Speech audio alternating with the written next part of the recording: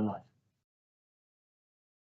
Hello, and welcome to the Taunton Town Council Planning, Development and Licensing Committee on the 19th of December.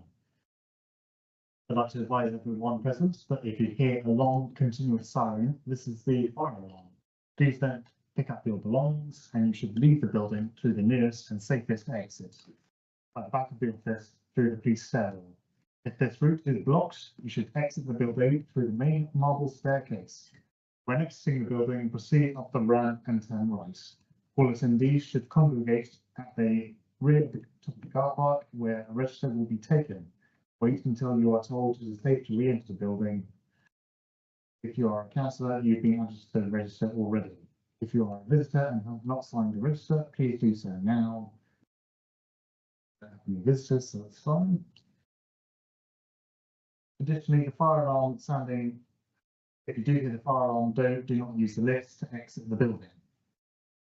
Please remind everyone to please put your mobile phones on silent mode and put the phones away for the duration of the meeting, thereby avoiding interference from your iPad or microphone.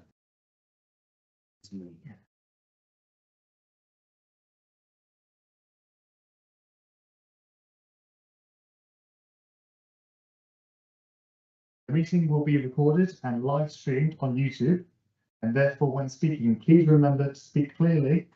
As the chair of the meeting, I have the discretion to terminate or suspend recording and live streaming if, in my opinion, streaming of confidential items would also take place. In my opinion, continuing would do so to prejudice proceedings of the meeting. The confidential items will not take place. To alert me as chair of the meeting that you would like to speak, please raise your hand and wait for me to call upon you before speaking. Please remember, if you leave the meeting for any reason, you will not be able to take part in the vote upon the item that is being discussed at the time. Members of the public will be able to view the live stream of the meeting on YouTube. Please can I request that when speaking, you make your points succinct as possible to allow for the smooth running of the meeting. So take the opportunity to remind you to be polite and treat each other with respect at all times. Thank you for all braving the brave cold weather to get here. Okay, so we have the first item of the meeting is the apologies. Yeah, thank you, Chair. Apologies received from Councillor Solly and Councillor Tully. Thank you. Okay, number 2 is declarations of interest. Councillor Twos. Thank you, Chair. On item 38240389, I'm a friend of the applicant, but I haven't discussed the application with him, and I was only aware it was coming forward when I looked at the agenda 2 days ago. Assume it's okay for me to vote on that. That anybody can advise me. I think to maybe be a personal interest, but it wouldn't prevent. Is that correct? Okay. I'll also put in their declaration for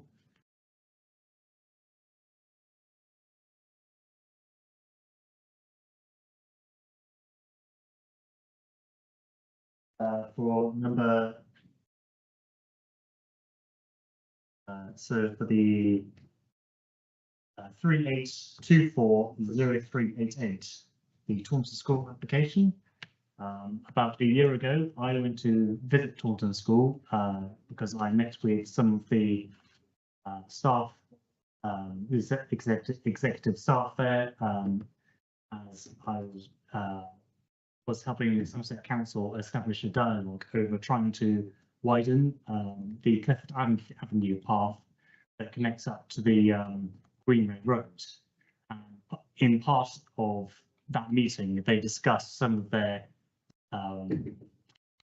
about some of their proceedings for what they're making clear in this application tonight. I didn't discuss whether I was for or against or give any particular comment on it when I was in that meeting, but I'd just like everyone to be aware that that happened.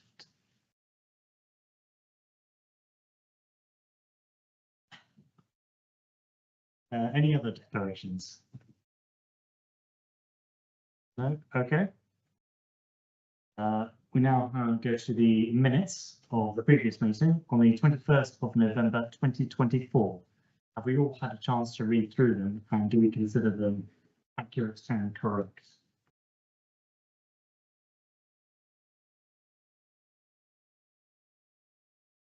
Yeah. Okay, can I have a proposer for establishing that they're correct and accurate? Councillor Hughes is proposing, Councillor Lester is seconding, and raise your hands if you approve. That's unanimous. Chair, may I just make a comment on item 7.11.24, the phosphates discussion? I'd like to thank Marcus and the officers for the good letter that they put together to send to Somerset Council on behalf of the resident and the phosphates issue. Thank you that was a very good letter. The client, like I said, the resident was very, very pleased to see our support over that matter. Thank you. Okay, yes, thank you. On the matter of that, Marcus, we did receive a correspondence due to some of our discussion about one of the licensing decisions we made last time, and that's been circulated to all the councils, hasn't it? Yeah. Yes. Yeah. Member of the public. Yeah. Can I please say, I've been up and down the stairs 3 times looking for you and I failed. So that means I'm late. May I please claim my 3 minutes if at all possible? If I haven't missed the slot, or if I had missed the slot. Suspend standing rules. Speak on. Is there a particular item on the agenda that you wish to speak to, or do you just speak on? I think so. Not the bridge. The bridge. Item 7, gentlemen. And standing on president. Standing on to allow to speak and then speak and then I'll take that rather than do it now if you like. Would you like to speak when we come to the item, or would you like to speak now before we go into the meeting proper? I'm just grateful under the circumstances you're going to let me speak at all.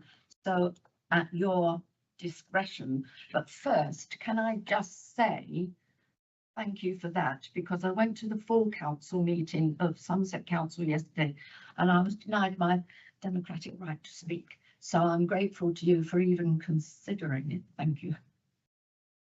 So I think what we will do is that when we get to item 7, I'll go for a vote of whether we want to suspend standing orders to allow the public to speak. Okay. Right. Okay. In that case, we'll go to item 4, the forward plan. As everyone had a chance to look at that document, and is there any comments they'd like to make?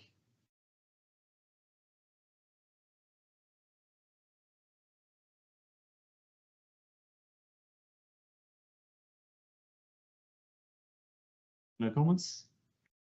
Okay. Is there anyone? Yeah. So can I have a proposer to note the forward plan? Councillor Hughes proposing. Councillor Stainthorpe seconding. And can you raise your hand if you approve? That's unanimous.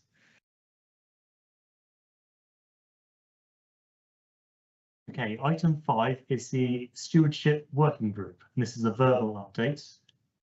Who's doing this one? Thank you, Chair. I've prepared some slides, but I'm happy if the Vice Chair of the working group wants to briefly say anything to kick things off. I don't know. I think Councillor Stainthorpe. Yeah, I think most of you are aware of the ongoing discussions with the stewardship working group and the parks and open spaces within the Orchard Grove development. And it's whether the town council will take on responsibility for the parks and open spaces.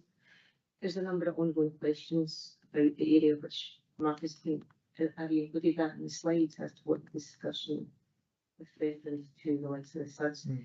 It's a fairly complex site because there's a lot of SUDs involved in it.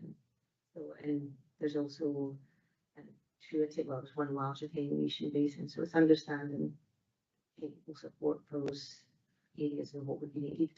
So, but we do need to go to the full council to discuss, whether we can support the area or not.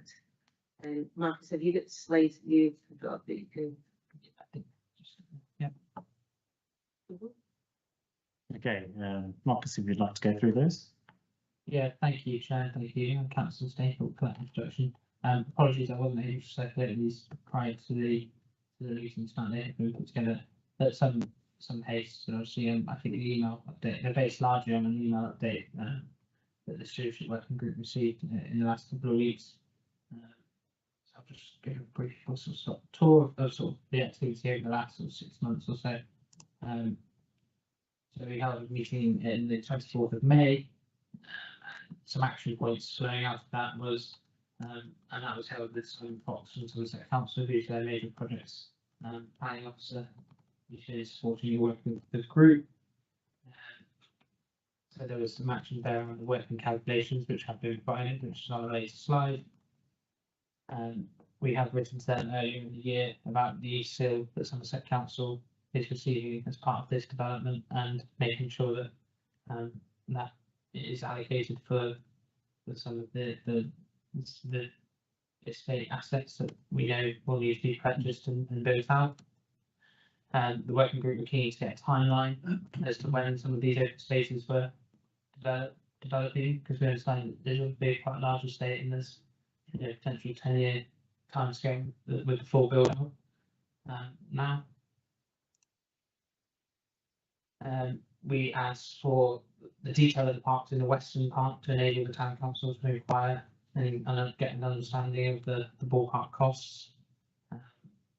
We were going to seek further legal advice and bring forward more information on how in your budget for this year you set aside some funding as well from the precept to support this particular aspect and anything that may come forward this year.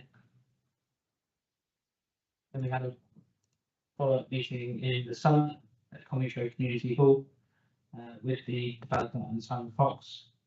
We were able to get down into the weeds, so to speak, and understand a bit more about the site layout and some of the sites that are coming forward.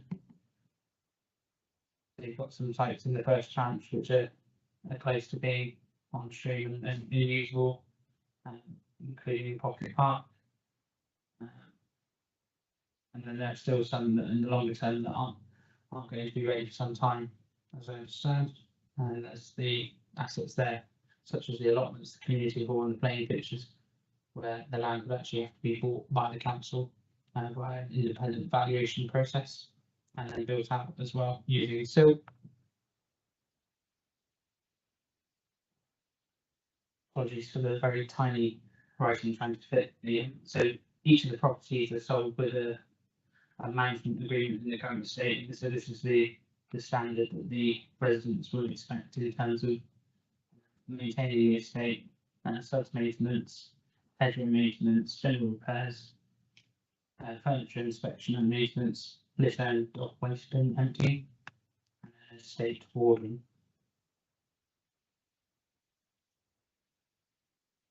So we understand that Somerset, in positive development, is looking to ring-fence around £2 million worth of SIL for those elements that discussed earlier, so for the development community room paying for land. So we had that update from Simon Fox earlier in the year. We did also have a broader discussion around development in the Taunton area. This committee is remained in September. A letter was then sent following that meeting, which Brian Larkham came along to, and was sent to Councillor Mike Rigby on the 8th of October, seeking some further reassurances around quality open spaces. I have chased a response on that letter this week. And there were some of the specific concerns there around the College Road development, so the Spine Road link and when that was going to be finished as soon as possible, pedestrian access to the school, and some concerns around College Road.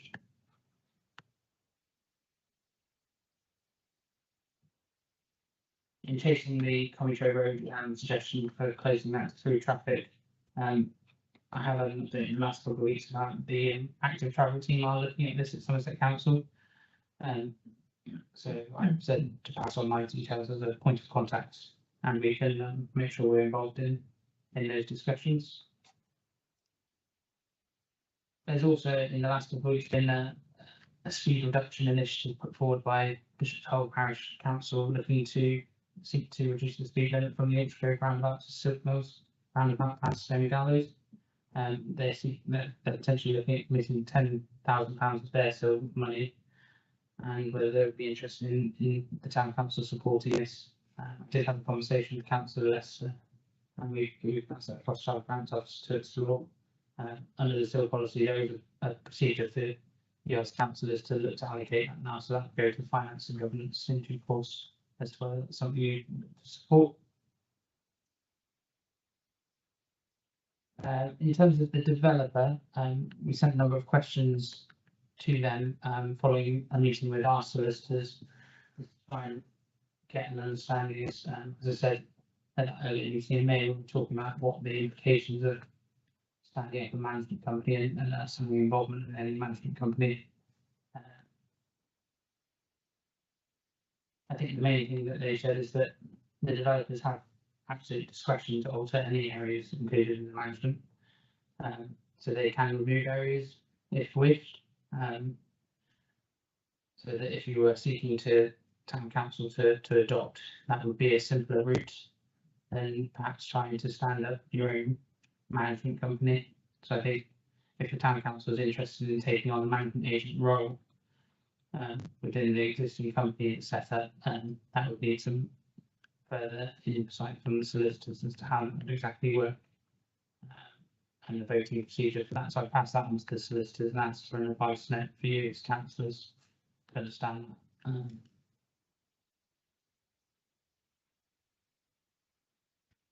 As I say, I think at the August meeting, the developers were saying that they would like a town council steer by the autumn was gone. But I think we did outline at that meeting that there were things that we had as consideration, such as the fact that we don't currently have an open spaces team ourselves in-house. That's obviously coming back in-house from 1st of April. You'll see that we're going out to recruit for those posts currently at the moment. And we also have tenders out for refurbishing the depot and for obtaining specialist parts and open spaces equipment. So in terms of, I think at the meeting we said, as much as even if we had all the information, we're not in a position where we could take that decision.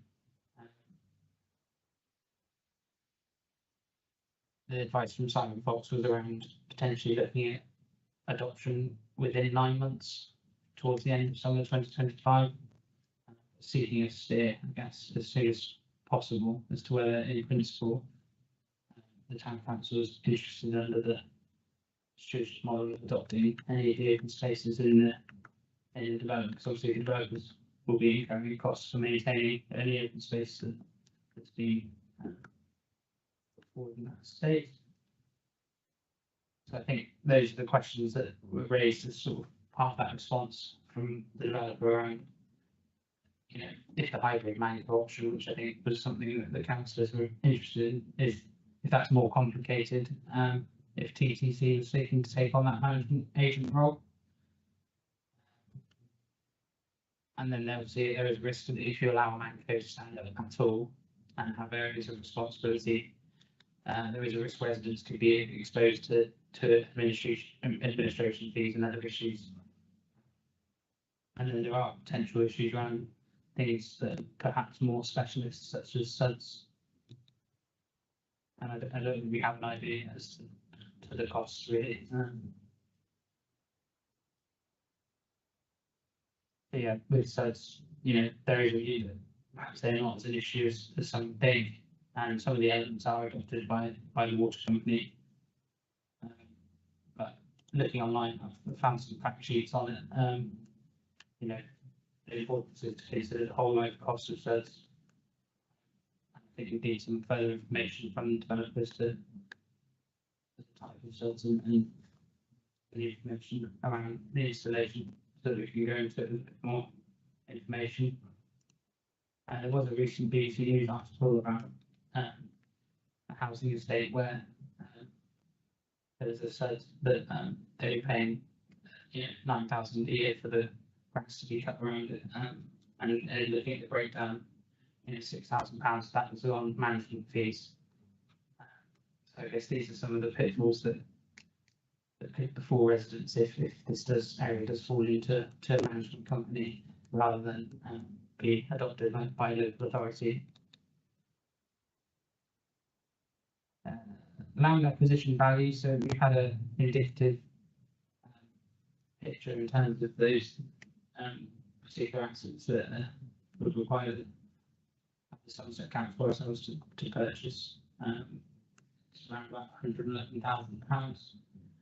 That doesn't include build that's obviously for a community hall or playing fields, pitches that would require specialist work on top of that once you own the land, then finish those assets and facilities off. Just a slide here on the budgetary position. Town council obviously received for this Water estate 344,000 in the last financial year, due to receive 310,000 this year, and the total expected receipt for this development is estimated at 3.7 million. And as I said, we have 150,000 as well, but the stewardship plan league next year's budget is proposed to drop that down to 50. So in terms of some potential recommendations,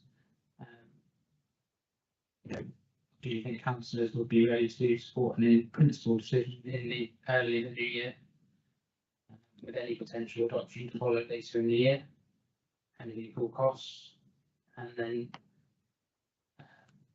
that further confirmatory decision would have the full costs and legal transfer documents drafted, etc. Or there is the potential to sort of pick, whether it's the larger assets in that estate that you think that the town council would have more of an aspiration to look after for the benefit of the wider community, or taking on the whole or no involvement. I think I'd just be keen to that sort of generally an update on the working group, and happy to take any questions. Thank you. Councillor Stainthorpe. Just like to make a few comments.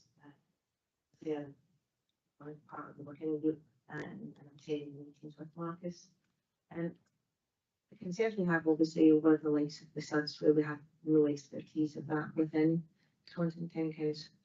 That is something we really do need a greater understanding of, both from a management point of view and from a cost point of view. And it is a very undulating site, Orchard Road. So there are a lot of steep areas, a lot of runoff, and it's clay soil, so there's no soak away. So the SUDS potentially could be permanent flow of water. And there's one close by which has been full of water there for the last 8 months. That was running right through the summer. So that's a concern. You've got children and things like that playing in the area, and however they've got to be kept clear. That's the key thing with SUDS. If they get locked up, then they don't serve the purpose they're there for. So it's understanding the costs of these. To take on an asset back for the town council when you don't actually understand the management costs would be a concern. And I think looking at the assets across the site and parts and open spaces, which we do, and when we will have more expertise in managing, I think is we should take them on potentially. But the timelines are the part that's still not clear. Now, because the money is released over time, sell money is released over time, it sounds a lot, 3 million for, sell money towards the development. However, this development's probably going to go on for at least another 10 years. And some of those parks are at the far end of the development. Now, sell money does not go up with the rate of inflation.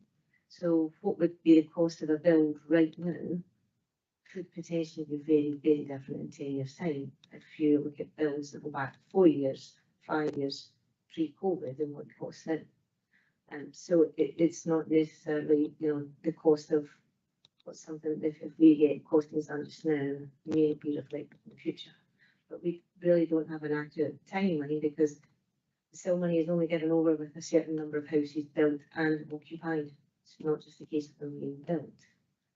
And at the moment, we've only got a vision of up to, is it 500 houses, obviously 550 houses. It only takes us actually, well, just a quarter of the way through the development. So very little assets within there. And the assets as such that are there just now, the likes of the pocket park, yes, I don't see that's being a problem to take on the town council. But the question is, you know, can we take on, as part of the hybrid discussion, can we take on assets as they come up that are suitable for the council to take on, which would be the general parks and open spaces and any sort of sports pitches. That would be my thoughts. And so I don't know for you. No, I think when we look at this, I think there are some definite unknowns around the overall cost. What to, I agree with the key areas like the key parts did, as I kind of basically agree with you. I think that there's obviously certain areas and assets that lend themselves to it being things that we understand or within our team we understand. But again, I think that there is this risk in my mind as well about taking on assets that require significant continuous maintenance and what does that really look like? I think it was taken away as an action at the Contro hall meeting to try and identify or articulate sort of one estimate of what we were looking at. I don't know if that made any progress. But yeah, it basically echo what Julie said. I think that we don't know what we don't know a little bit. Councillor Toots. So there's a slide from BBC News where there was a cost of around £6,000 for management costs. So forgive me, but if someone goes to buy a house in that estate, are they told currently that they will have to pay an extra cost for the management solution? And if we were to take all the open spaces, etc., on, does that completely null and void that payment? So we take over all of the costs and the residents don't pay any costs, or is there a hybrid between what the management company would cost and what we could charge as a council? I don't know if there's anyone in the room who can answer that. My understanding is if you took everything, then there wouldn't need to be a management company stood up to, because it would be done by the town council, but we obviously have to fund it out of our precept, which we obviously charge on those residents that are part of our parish. Yeah. Yes, what I'm saying is totally hybrid is we would do it cheaper than the management company, but we could still charge the residents a nominal fee, which would help. Councillor Stainford. And sorry, maybe help on that one. We can charge those particular residents slightly more or a different value because it's a new development and because all of the contracts do include a management fee. And because new developments generally in the first years do cost more money to set up, that's where you've got to balance up existing residents versus residents going into a new development. And so we could, in theory, charge more within their sort of council tax band. However, the concern is still about the maintenance of the more technical aspects, such things like that, and making sure we actually understand the costs involved. Because we may have to bring in specialist people to deal with those areas. I don't know enough about such to know whether we would or not. But if we don't have that expertise within the town council, we would have to basically contract that out, and that would have to be covered within management. Well, I think that would have to be charged for as a separate cost for the development pension. Okay. Does anyone Have any comments to put on it? Councillor Ellis. A bit cheeky because I'm not on the committee, but I do actually, in my divisional role, I do actually have some constituents in Orchard Grove. So, I mean, I think it does sound complicated, and there's a lot. It's good that people like you, Julie and Simon are involved. Who've got very good heads on them and are thinking about all of the different risks and all the kind of ramifications. I just wanted to say that in principle, from where I'm coming from, I'd rather all of these places were in public hands. It sounds like it's going to be. Residents will get much better value, even if they're still having to pay some sort of management fee. It's a no-brainer. It's simply the speed and the kind of, there's a lot of detail to work out. But I think in principle, areas of Taunton as well, where you've still got, these awful management company things, are an absolute nightmare for residents and also for the people who represent them, trying to find out who on earth should be sorting this, that, this. And it's not right. And wherever you live in Taunton, you ought to be able to expect a really good standard of public service to make sure your parks and open spaces and the hedgerows and the sods or whatever all need to be maintained for a certain standard. So the direction of travel to me is quite clear that these things need to be in public hands, publicly accounted for, and that we could probably make it work, notwithstanding it is a lot this. I will say as well, I've got a bit of a vested interest in the whole issue about getting across the road safely and the speed limit, because I've got people lobbying me about that. That's a massive issue, and also the lack of a crossing, a safe crossing. So I think we maybe want to bundle up crossing and speed limit, because I think that would be absolutely vital. It's beggars belief that there was no crossing put in, early on. Absolutely beggars belief, but we'll have to step into the. Councillor Lester. Just as part of the conversation, myself and Marcus Sadler did actually raise the point that there was no crossing, and it's part of the same conversation. It might be it all has to be a single solution, because I think because it's a through road, because it's a main road, there's always going to be a need for it to make a blanket 20 mile an hour. I don't know how practical that is, but if you've got a crossing and then some and then a different arrangement with regard to the speed limit, then that at least you have safe passage if you like. Councillor Toos. Yeah, I was just starting to turn towards the recommendations, Chair. I think from my point of view, if we're going to take it back to full council, the drive should be to try and identify potential costs and all the bits and bobs before we do, because I'm not sure if fellow members will make even a decision in principle unless they've got as much as we can give them in terms of figures, so it's, specialist costs. But I favour the top one, I guess, if any. Councillor Stainthorpe.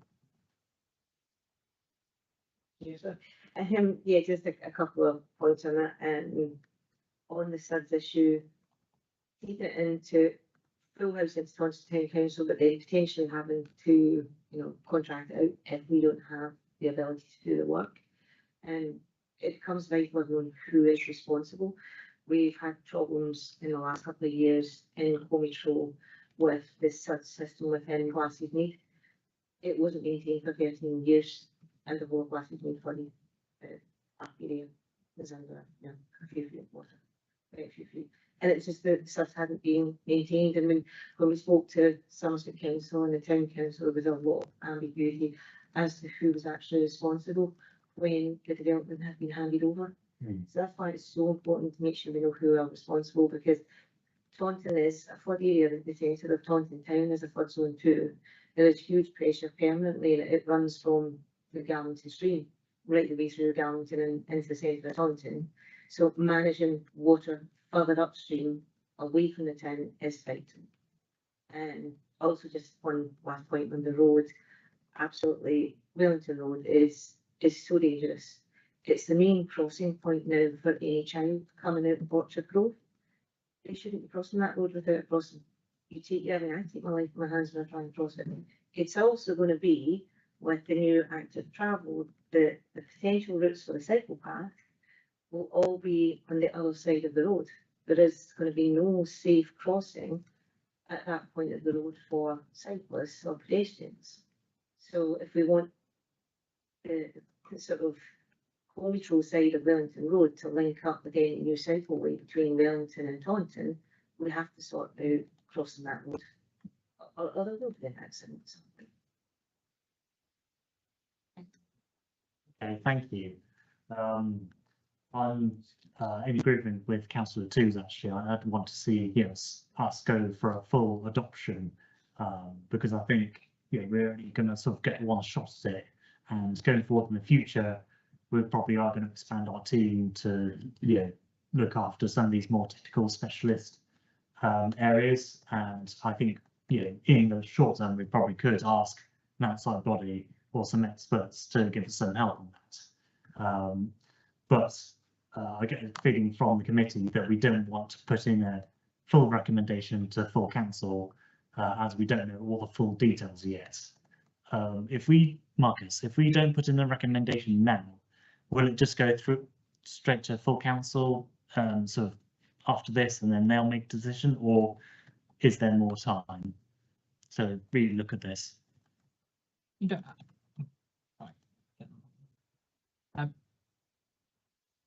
We could bring it back here with further details. Obviously, you meet quite monthly anyway. I can have a conversation with the developer and see what their timescales are in terms of. So we're thinking late summer 2025 in terms of the adoption, and when they would need sort of final decision from us. So I got the sense that they were seeking from that, as soon as possible, really. So especially on the subs, I'm sure we could go away and see if we can get some further detail on that to reassure councillors. I think from early conversations with the Operation and Assets Management and TCC in terms of the capability of the in-house team, I don't think there's anything in that list of responsibilities that the management company would be stood up to support. Wouldn't be something that the town council could look after. I think such is the only element that would be the unknown, so it probably makes sense to get a bit more detail on that particular aspect. We haven't been able to obtain any costs, like I say, it was discussed at the meeting in August. It's difficult because obviously having an in-house team, you would go to a grounds company, they obviously give you a price. Obviously, it would be an internal cost, so to speak. It wouldn't be a private price, but would give you a benchmark, I guess. But thank you. Okay. Councillor Lester? Yeah, so I think that's precisely the point though. I think it's more a question of benchmarking, and if there is an ability, although people will be not willing to provide a quote for something that is just really a benchmark or for a comparison. But if we can produce, even if it's in the opinion there are internal expertise of what these things may cost, I think that's important to the discussion for council, even if it's a banding or if it's something that at a top level at least gets into people's minds what ballpark is, because I must admit, speaking for myself, I have no kind of barometer for this. I don't know. I don't have. Is it several thousands? Is it tens of thousands? Is it? I don't know. It would be interesting to know where we are. And I think that depending on that answer makes then the choice much more achievable, and you can actually then get to a resolution more quickly. Okay, thank you. In that case, I'll make the proposal that we bring this back to the next planning committee next month, and allow Marcus to contact the developer and other organisations to find out more information, so that we can then perhaps produce a recommendation for full council. I'm proposing that. Will anyone second that? Councillor Stainthorpe? And can you please raise your hand if you approve? It's unanimous. Thank you.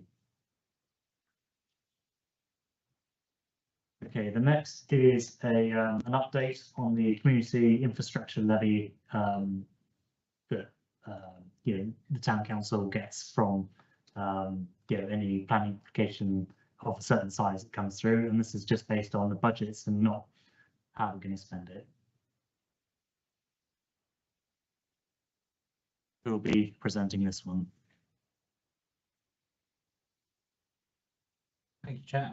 Not much to add really, apart from obviously it says there that 14,000 is currently committed of the current balance of 300,081,99623.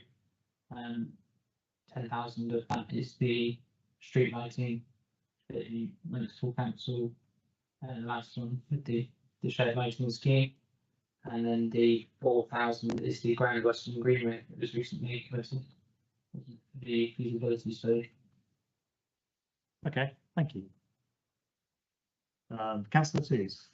Question really, just done a quick Google and it says that still money has to be spent within 5 years. So we're okay with that at the moment, or is it down to this committee to start pushing other councils and committees to find money for that? Or I'm just checking we're not going to lose any of it if we don't, when we have to take action basically.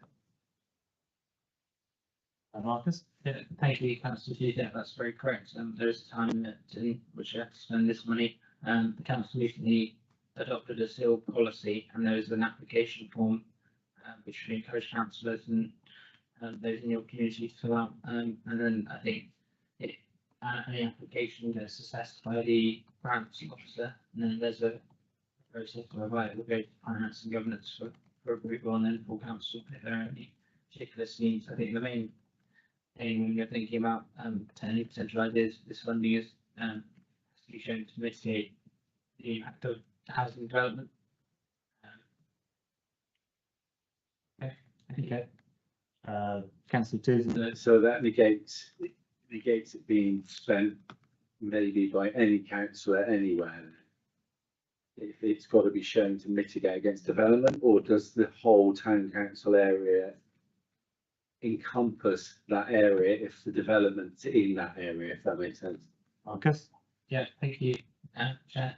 So it can be spent anywhere within the town council boundary. It's not limited to geographical areas like Section 106 money, which you may have heard of, has sort of that half a mile tie to a particular where the development was built out. So, you know, for instance, you don't have to spend money that's accrued from the ultra growth development in ultra growth. Okay, thank you, Marcus. The next item is item number 7, Goodland Garden Bridge consultation update. I'd like to propose that we temporarily suspend standing orders to allow a member of the public to speak. Councillor Lester to second that one, and raise your hands if you approve. Okay, standing orders have been suspended temporarily to allow a member of the public to speak. Do we have a microphone? Well, can you hear me as it is without? Well, we need it for the live broadcast. Oh. And can you also please say your name before beginning? Okay. Thank you for letting me speak under the circumstances. I'm Brenda Prentice. I have to say that being of a certain age, I'm not always sure I get the right bits that I want to get on the website, and I hope I'm at the right committee meeting today. First of all, I just wanted to say a huge thank you to all those who were involved in getting the path opened by pound stretchers. I know you're going to say that's not what I'm allowed to speak on or something. I don't. That's fine. Could I just say that Rights of Way Department in Town Hall, Somerset County, still don't take ownership of that path. Therefore, it makes that path what's termed permissive. And a permissive path can be closed anytime the owner may think fit. We've seen it was closed without ceremony previously, and now thanks to everybody's pressure, we've got that one open again. So may I please ask those who are in the right committee to continue with the application to have that path added to the definitive map in County Hall. It may take a few years, but at least it would be in the pipeline. Once it's adopted by County Hall, it can't be closed again on the whim of the present landlord, whoever that may be at the time. So that was my first plea. Secondly, I just really wanted to hear the update on the bridge and Footlands Garden Bridge, that is, and to also ask, I understand there is SALC money on offer, and I wondered whether it would be possible to tweak an application into well-being and transport, so that you might be able to ask for a little SALC money to go towards the cost of the bridge, assuming that is that you would want to replace this bridge. And also, here's a question no one can answer, is why was it allowed to get into that state anyway? But thank you so much for letting me speak. Thank you very much. Okay, I shall now bring back standing orders, so we can now have that discussion on the bridge and also hear the updates from officers. Yep. Marcus? Thank you, Chair, and just thank you, Brenda, for the comments. I think on the SALC pot, you can only make one application at a time. I believe we as a council are committed to making an application in conjunction with Caris over the city of Sanctuary. I don't know that we would be able to pursue that, because I know that particular pot of funding is closing in March in any case, but thank you for the suggestion. If I can just move on to the slides. Thank you. So we put some posters around the Goodman's Garden site around the time of the bridge removal in the summer, which you may have noticed, and designed by my colleague Laura and Cons.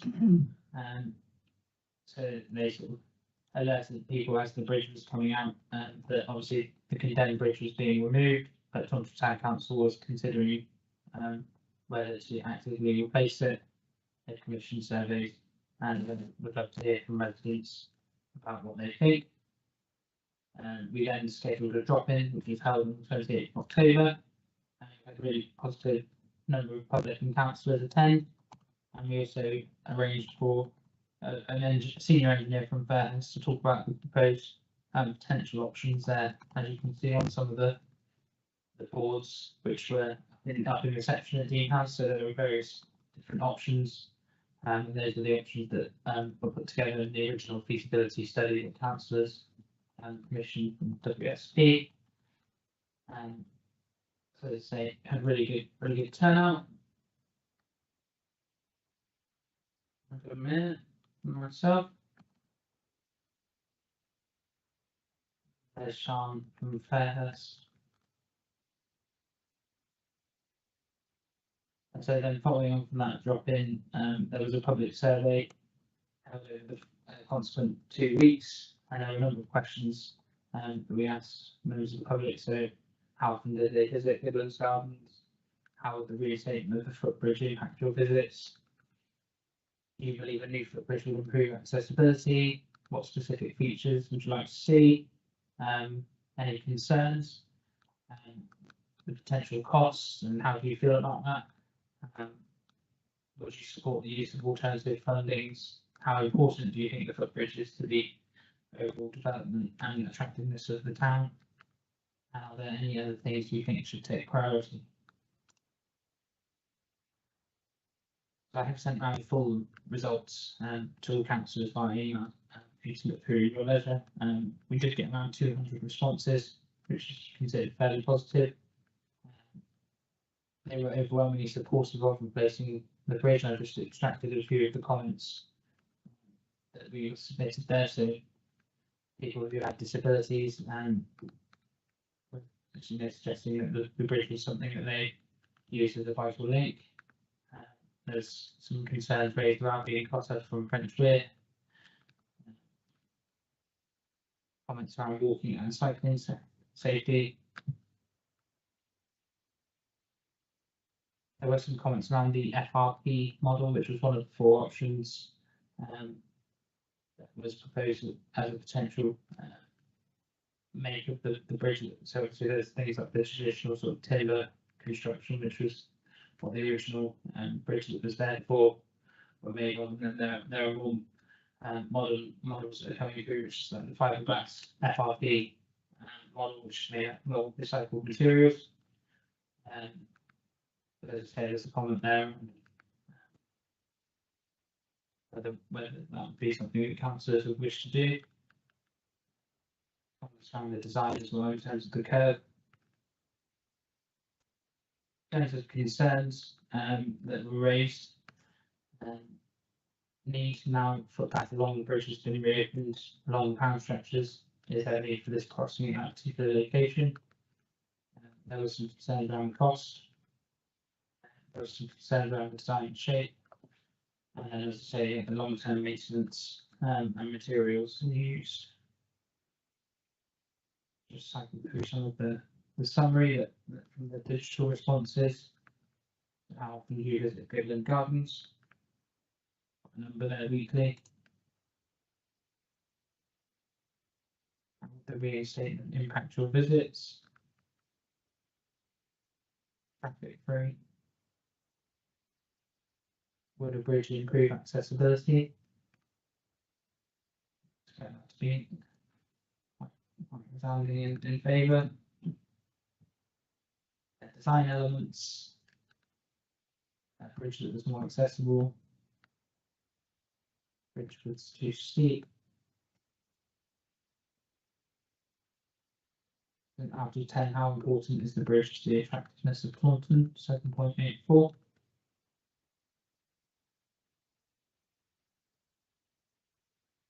So this slide is just sort of an update as to reported last councillors at full council in July about where we were in terms of the next indicative next steps. So we've now held that early engagement workshop, and all of the stakeholders have been written to in terms of EA, Canals and River Trust, etc. And they've fed back their thoughts. And we obviously had some engagement with engineers and surveyors. So now we're reporting back to you as a committee with an overview and direction on next steps, and then obviously following that, we really need a decision of full council as to whether this is something that Taunton Town Council is positively interested in seeking to commission. Just as an update on the cost, because obviously in consultation it talked about, that was based on the WSP study of about costs of potentially up to £500,000. With some of the FRP models, the senior engineer from VET has been able to get some quotes that are actually significantly cheaper than that. So some indicative costs from some companies looking at more like 182,000 or 215. That would obviously not be as expensive. And then there's an outline program as well as to how quickly that could be put together.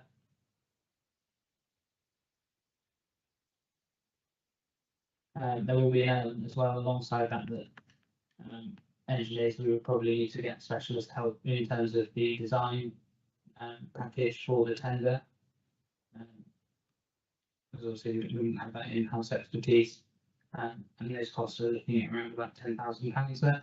So they do all the drawings and coordination with the name chosen structure designer, and then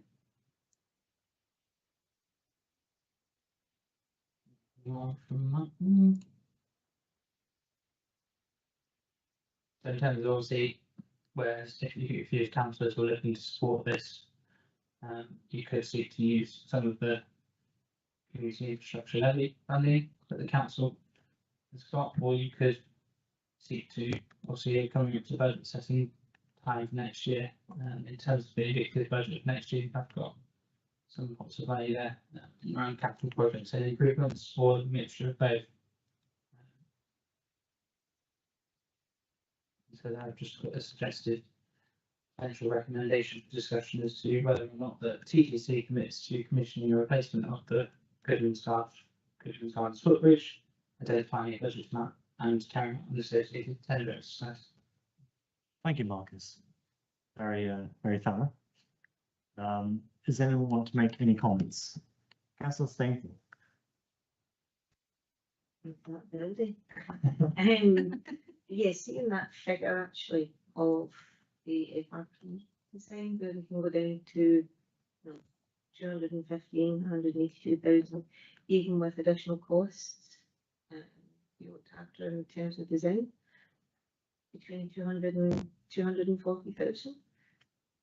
That's, I mean, it's massively lower than what we were budgeting on of 400, 500,000, which is a frightening sum of money for business. This path is very well used. The bridge was always well used. It is an essential connection to the other side of the river, especially for schools and colleges. A lot of youngsters use it on the bikes and walk. And yeah, this is so important to our town. I really do support it, and I think we need to get to council and have a vote on it. Okay. Anyone else? Councillor Twos? It was mentioned by one of the residents about trying to make it curved, but is that allowed? Is a curve now allowed?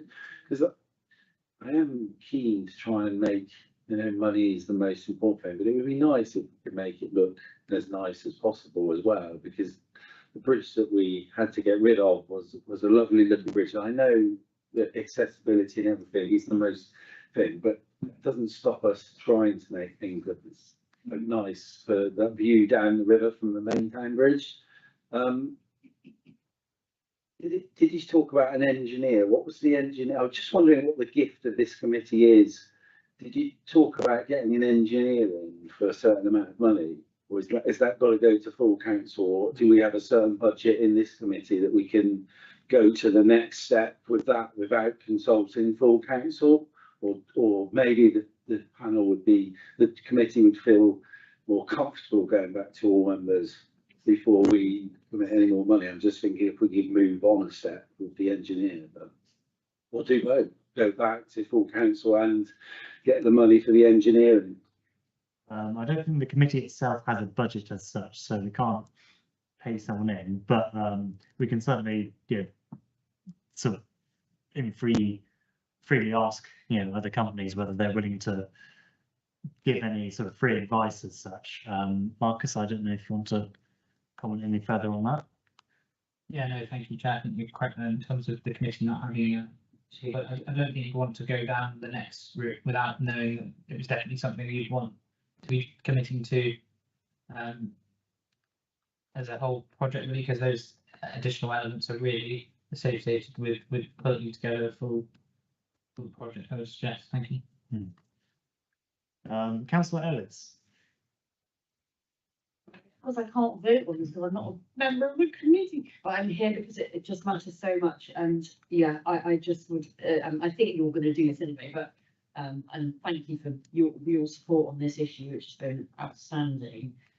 Yeah, from my point of view, the sooner this gets to full council and we just make that decision and crack on with it, the better. We know there's a need. It's a popular project.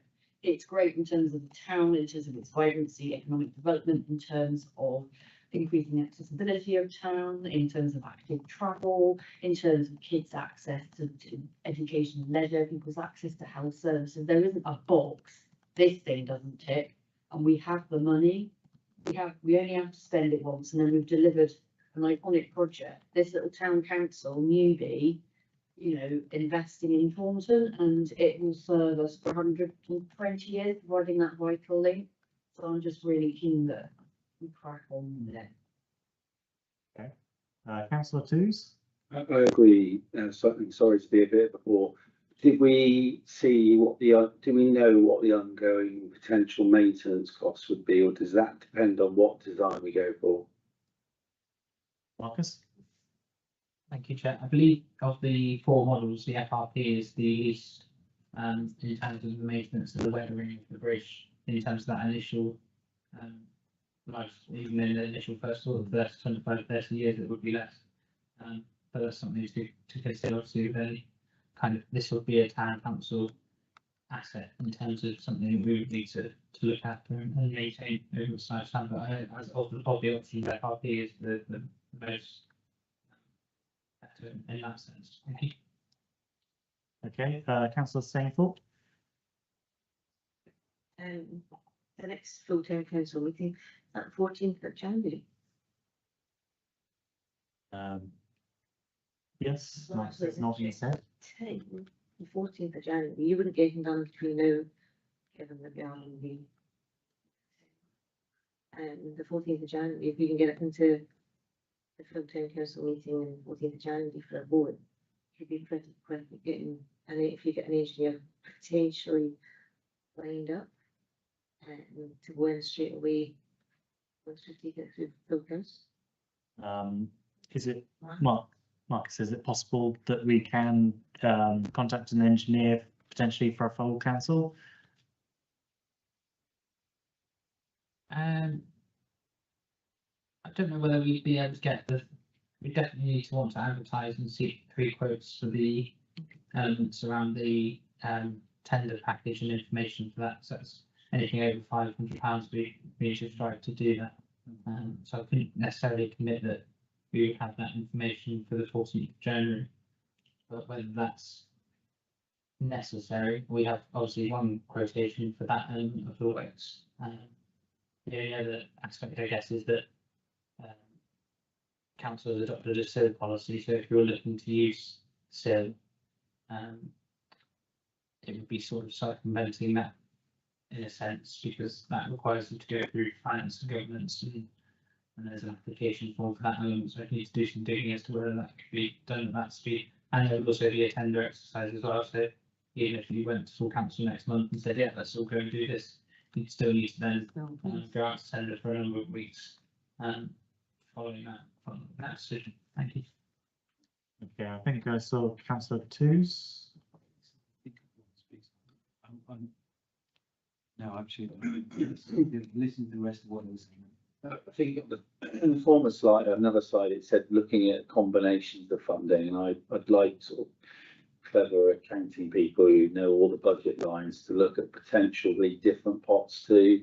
And I personally, and I don't know to agree, like any other outside private, any sort of people that are interested in funding this or helping support it, I'm keen to listen for, obviously, rather than using just all SIL money. It would be good if we could find community, private sector, anything that can, you know, help support that. Councillor Hayes.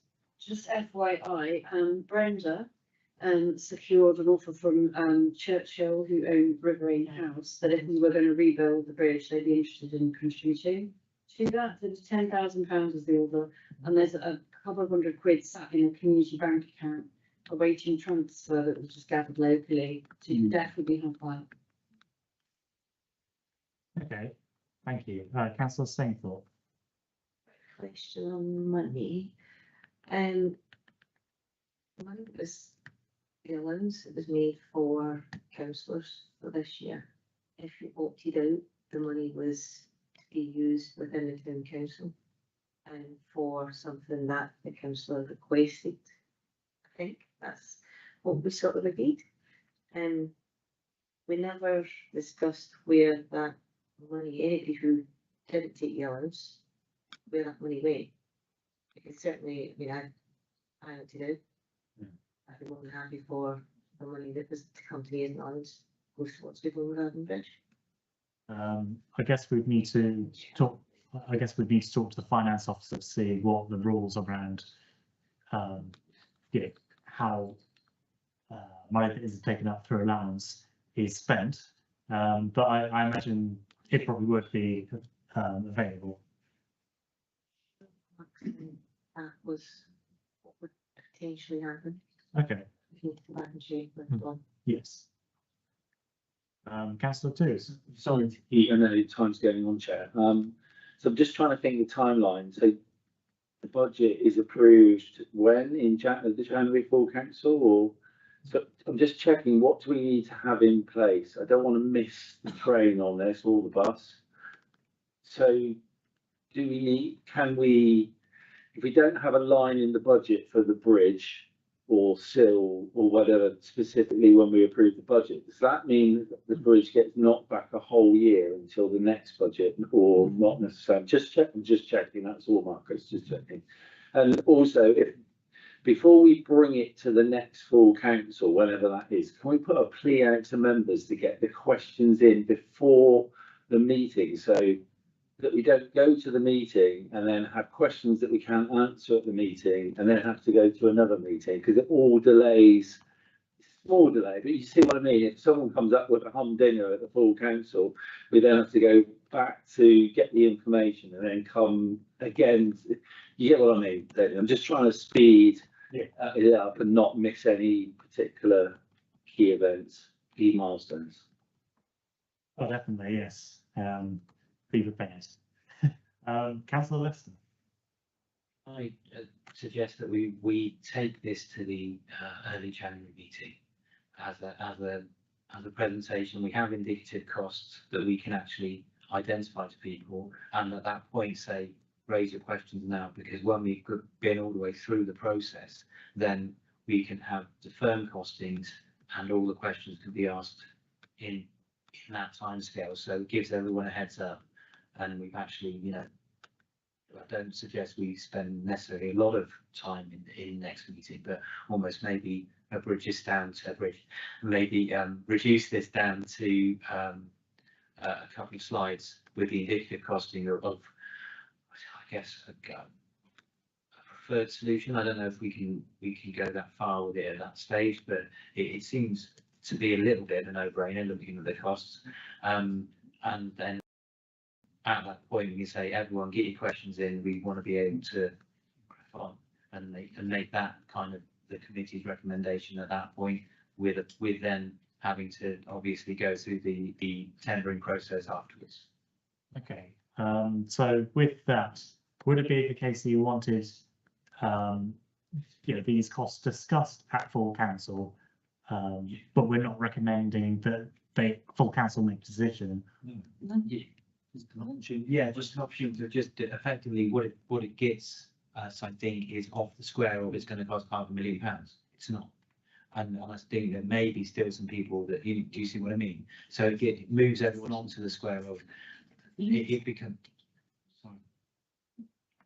I guess with that, it's the case that if we're not doing it in the January full council, we might have to try and fit it in with the February, but that's might be full as well. So there's the risk that we lose time on it. I was just unless I think maybe I misunderstood, because I thought what Marcus was saying was that there was no point in discussing it in January because we wouldn't have been through the process of getting quotes. Right. Have I misunderstood, or because I still think it's worth actually having this indicative conversation to then encourage people to come forward with questions, queries, or whatever, and then it answers Paul's request that we actually have people in person saying, get your questions in, because next time we want to be going. Okay, Marcus, if you want to. Yeah, thank you, Chair. I think that's all sound like useful suggestions. I guess from my perspective is we the officers have to do our due diligence as part of the aspects to that. I don't necessarily stop you committing to make a decision that you want. This is something you'd want to do. I guess if you're next year, we're not in next year's budget as well, so there's an element of we couldn't necessarily draw down that money yet that we hadn't yet received for the next financial year. So I guess there would be an element of we would have to hold off until probably April anyway, in terms of making sure that when we were committing any of that fund that we weren't spending it before then. But I think that the various aspects that we would need to go through in terms of developing a tender and planning obligations and things like that, I don't think it's going to necessarily be that the new bridge will be running by the summer. Councillor Stainthorpe. Thanks, Chair. Yeah, I think the principle, can we go to the vote in January at full town council meeting to say, do we want to go ahead with the bridge? Then we can go to tender, we do have to go to finance and governance, and next meeting of finance and governance in February. So if we can the meeting and vote on the basis of, we do have different things entertained, or we do have it's voting on the principle of we support the bridge. We need to make a decision. You know, we need people to know that the council does make decisions and does make them swiftly, because this keeps getting. And I think given the cost savings now, this is a far more positive situation. And I think it will make town council, you know, really stand out in the town, because some city councils did mothball it and refused on the basis of cost. But we're now looking at a cost that's looking far more beneficial to the residents. Okay, We go to the vote. councillor Twos, do you want to add anything? Yeah, I think me and Simon are on the same lines, and I think we both heard Marcus say there was no reason, or we couldn't bring it back to January. If we can bring it back to the January meeting and make a decision, then I'm all for that. Thank you. Okay, so I'm getting from the committee that they want to go for the recommendation of bringing this to full council to make a decision in principle for spending the money to replace the bridge. Do I have a proposal for that? Councillor Stainthorpe, hands went up from you, and seconding Councillor Lester. Okay, please raise your hand if you are in favour. Okay, sorry, hand up again, just a second. That's all it's all unanimous. Right. So let's now go to item number 8, which is looking at the rights of way application, which is the path that you mentioned previously from the member of the public, and that is based on the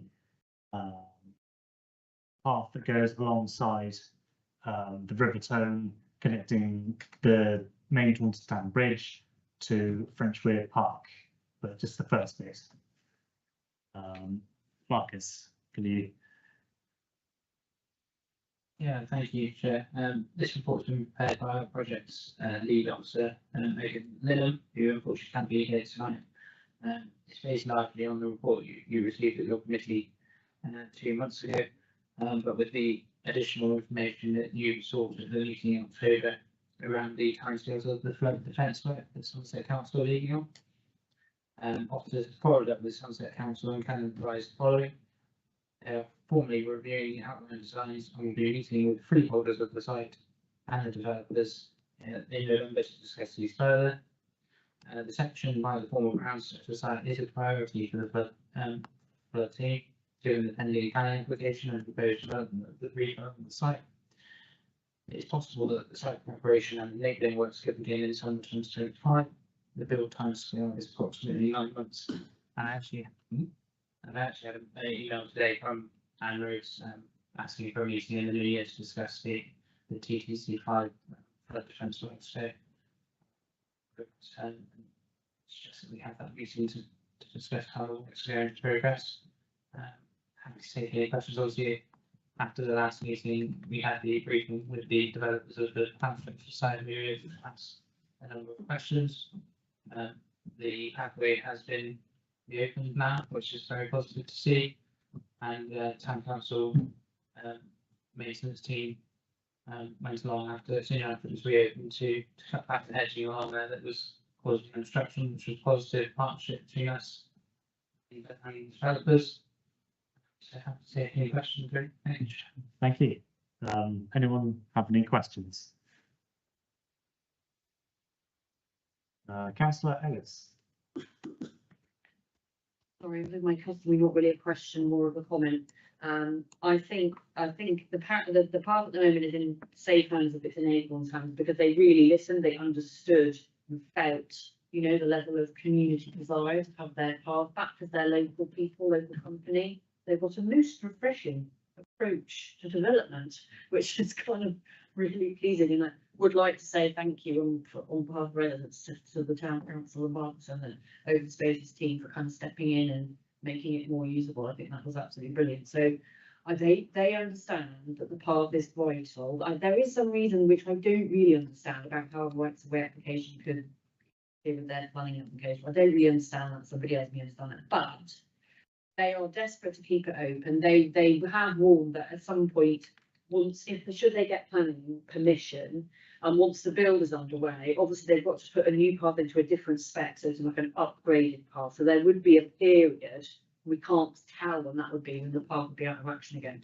The minute that's all finished in the bag, at that point, we need it absolutely nailing down. So there's absolutely no way that path can be ever taken away again. And so I think we save up, you know, the salvos have to happen at maybe that point, I don't know. But somebody else maybe explain the thing about how an application now, but they take forever, a year, 50 years. Okay, councillor Lester?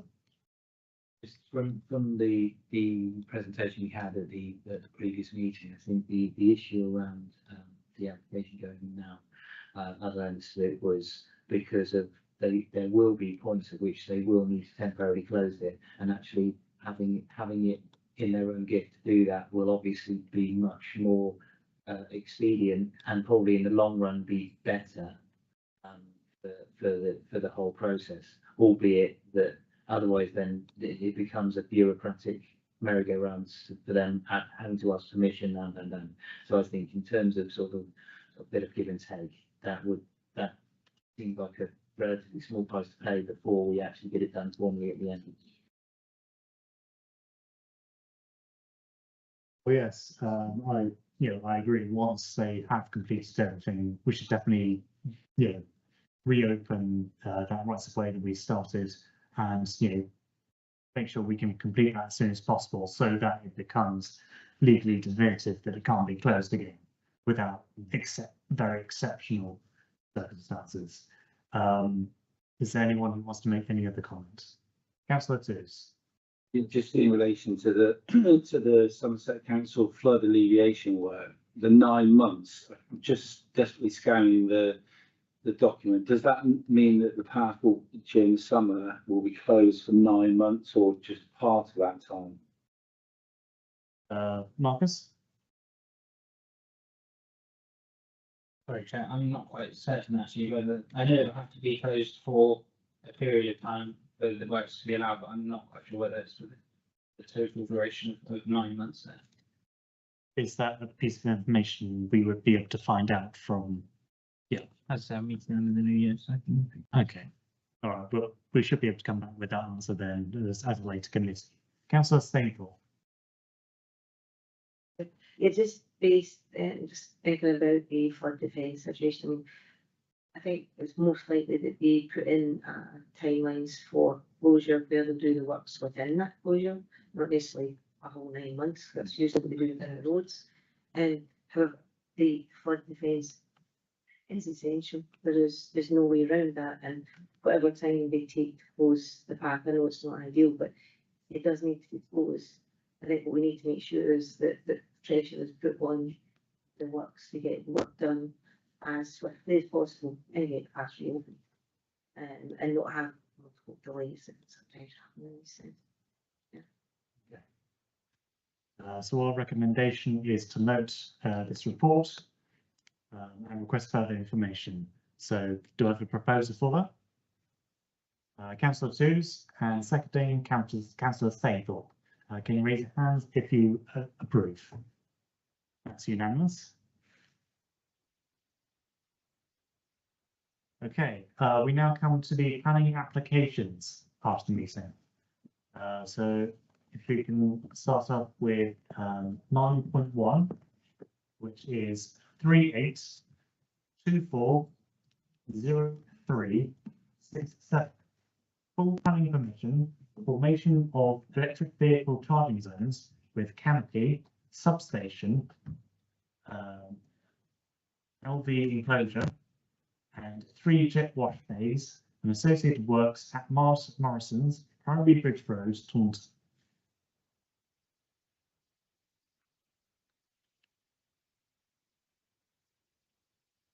So this appears to be where Morrison's are installing electric vehicle charging points, substations to power that, and 3 car wash sort of covers to be able to provide an additional services within a car park. So we can see the location plan there. So it's going to be in the corner of the car park to the eastern side. And it's going to be sort of just the opposite side of the entrance road within that car park. Councillor Isaacs? Yes, thank you, Chair. Would it be going in where the current car wash, is it in the car park at Morrison's? Is it further up in a cordoned off area already? Because Morrison's is a very difficult place to park, and the more spaces is lost, the more difficult it is to get in there. And I just wonder, is it the additional, or is it to replace or upgrade what is currently there? I'll be honest, I don't know what's there currently at the moment, but it looks like new infrastructure being put in. So it's likely they might be losing car park spaces from that. There's no current EV charging points in there, but they do have a car wash facility already in there. Okay. So this is additional. It looks additional from where it is, because if that's the crossing, Yes. the wash basin is that way, isn't it? Yes. Yeah. Where is it looking to be? So it's in the eastern top corner of the car park.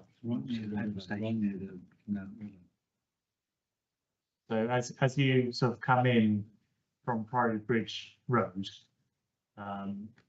it's sort of like the first bit of the car park you would see. Yeah, opposite side of the road is petrol station. Yes. Councillor Toots.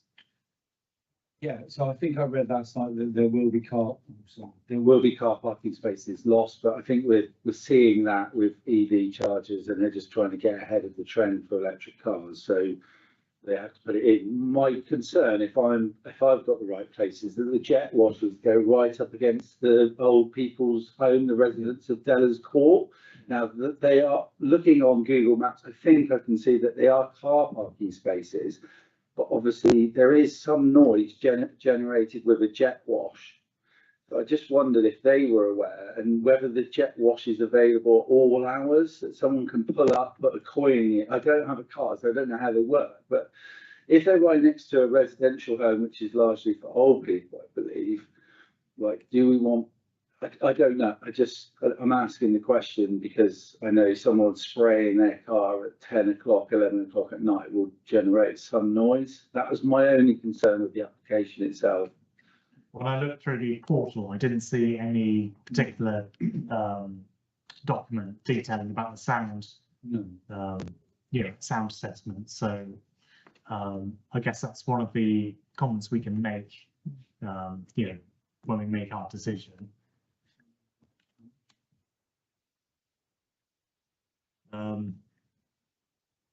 Are there any other comments? Okay.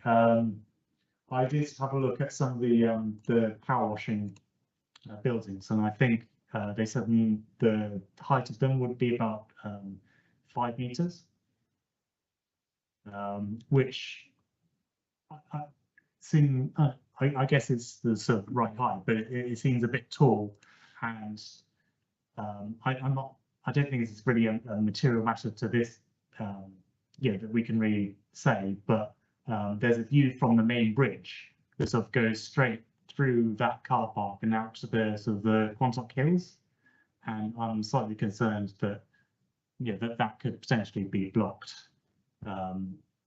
So that would be my main concern. And if there are no other particular comments, I guess then we have to go on whether we want to approve, comment, or reject on this one. I think there are concerns, but at the same time, we're not completely against this particular application. Councillor Lester? Are we able to identify that we fully support the EV charge points but have concerns about the jet washes? Yeah, we can do that. Being in the room, that's kind of where we are. I think the EV charging all day long is a good idea, but with the jet washes on, again, like Mike's been brought up, there is already a hand car wash in car park. I don't know if if one is replacing the other, then it kind of makes sense, but if, I don't see why both aren't necessary. Okay.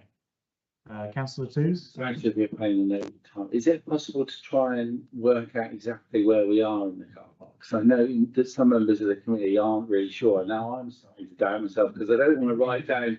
I don't want to write down an objection about like a residential home if it's not next to it. But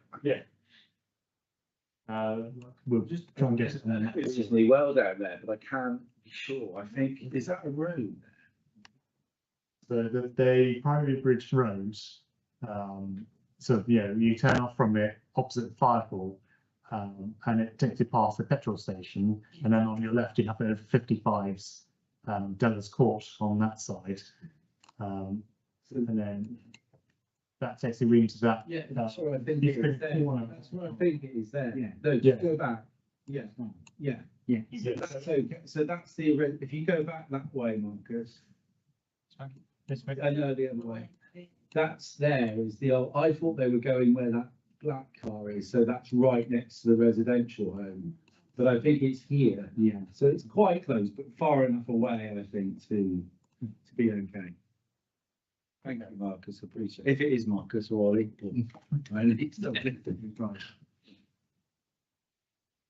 All right, so I'm getting, Yeah, I'm happy with it. getting from the room that you want to approve the application with the condition of, yeah, the noise the noise pollution is considered from the property owners. Councillor Isaacs? Yes, Chairman, in fact, I agree with councillor Lester here that could we make inquiries to see if the other car wash is going to stay in the other end of the car park? It does seem a little bit of overkill to have the two there, Okay. although one is manned in the, like we said, hand car wash, and the other one is jet wash. Okay. All right, so looking at the material considerations, I guess we can go for number 8, noise, smells or disturbance from the scheme.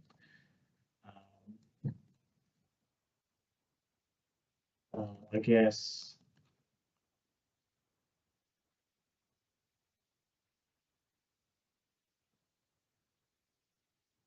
guess maybe design and appearance in terms of what I was going for the view. And then perhaps other reason talking about whether they have enough provision for car washing within the car park already. Would that be acceptable, Marcus?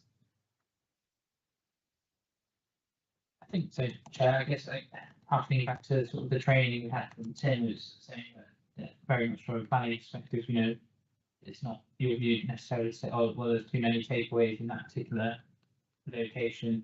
So the analogy of sort of, oh, there's too many car wash parts in that part, but certainly something we can pass on if that's something the committee strongly feel about. Thank you. Okay.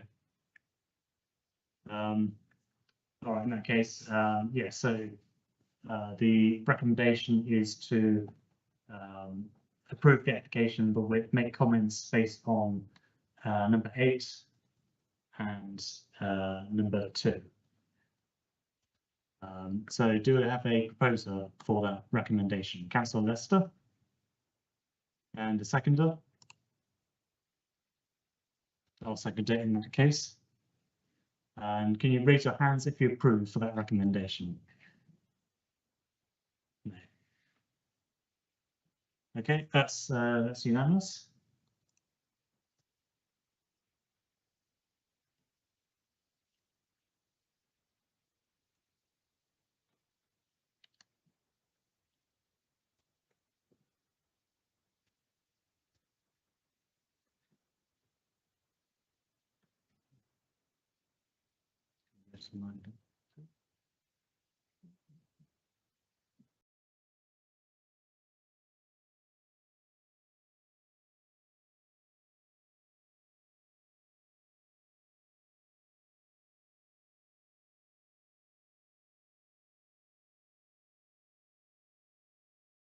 Yeah.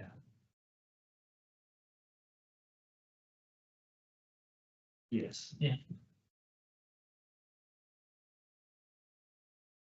Okay, so the next planning application we'll look at is 9.2 in the agenda, which is 38240386. And this is full planning permission for erection of a single-storey extension and first floor extension to the rear of 6 Belmont Drive. I think Decisions has done that thing where if you go over 10, it jumbles it all up. Yeah, so it goes 9.1 and then 9.10 on your visual order. Oh, yeah, I see. But if you go past number 9.13, you'll then see 9.2.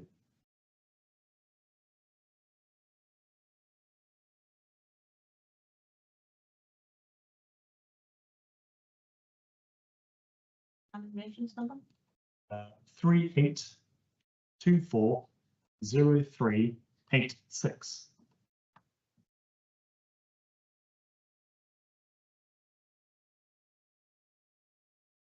I think if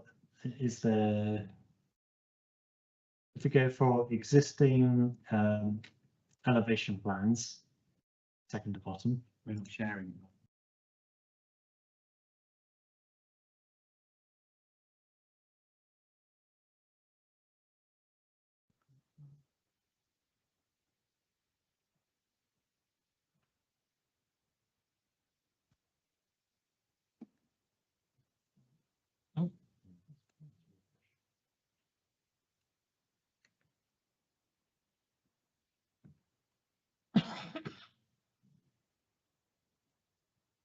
We try again.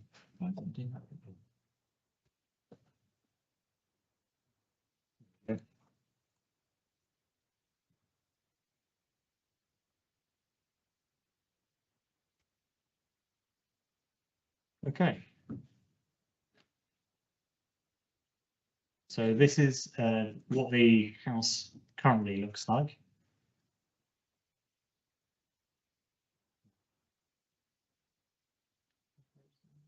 Yes.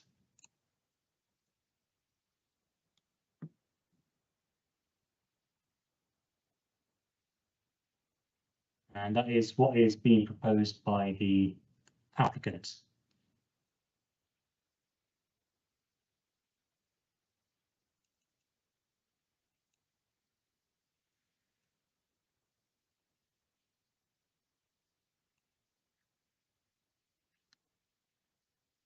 Councillor Sable.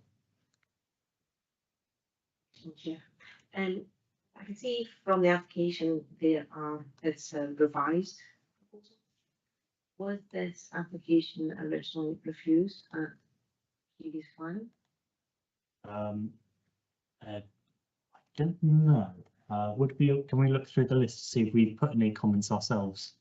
It would just be interesting to know what is refused, if it's come to previous plan, why it can be revised, and see what the revision is to the building to see if it Yeah. it would make things a lot easier actually. Thanks. There's the proposed. They've made a recent amendment. Didn't they? Okay. So this is actually that they've uploaded a new proposed elevation. So this is the new document, which should. So it's just an update of the current plan, you know. No previous comments from us. So it looks like there's no previous comments from our planning application. Sorry, our planning committee. So we can make fresh observations on it. Councillor Isaacs. Thank you, Chair.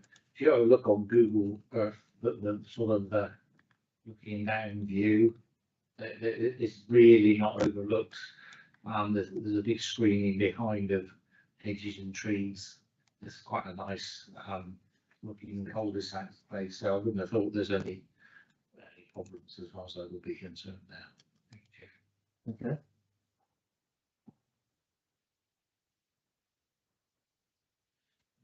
They want me to get the Google Maps. Okay. So I can, I'm guessing from the room, are fine to approve this application. Okay, is there anyone who'd like to propose? Councillor Stainthorpe and a seconder, Councillor Lester. Can you raise your hands if you approve the application? That is unanimous.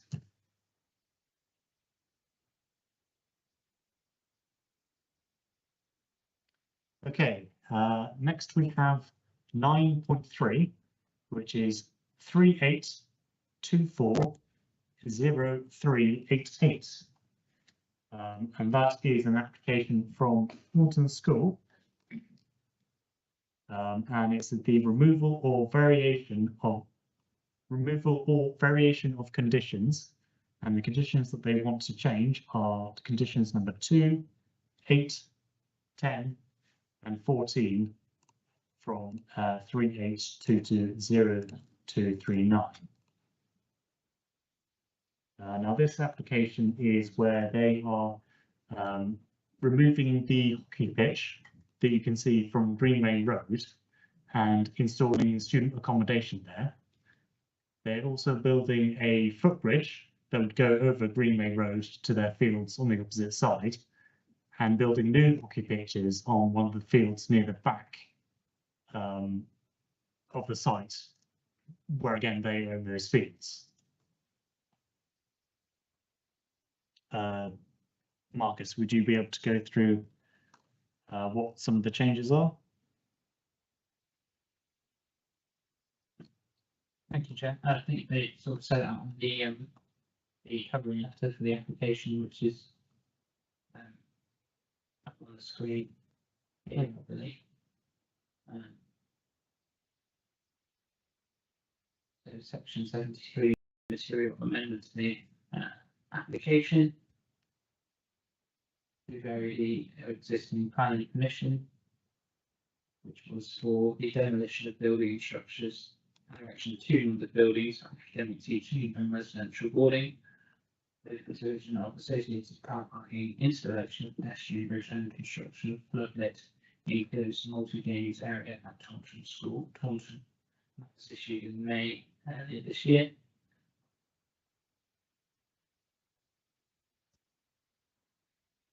An updated shadow habitats regulation assessment was requested in response to Natural England requesting such.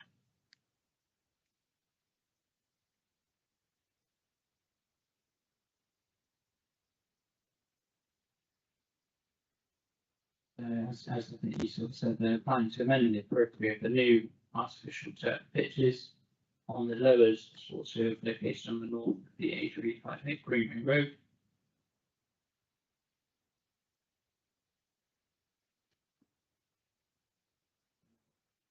Therefore, proposed to protect the back to corridor that runs along the northern side of the ATP, with measures to reduce the light levels and ensure an appropriate environment for the bats.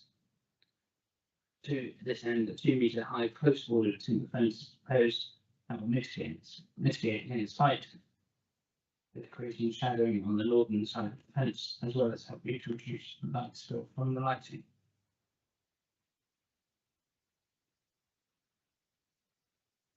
That's what the pictures, and like I say, sounds very much designed to protect the ecology.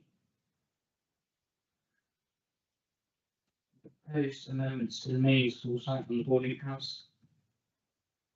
Footprint of the building moving westward by 4 metres.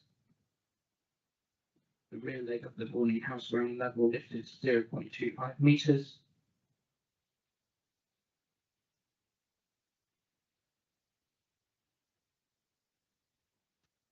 Fraction of shared WCs and showers per floor.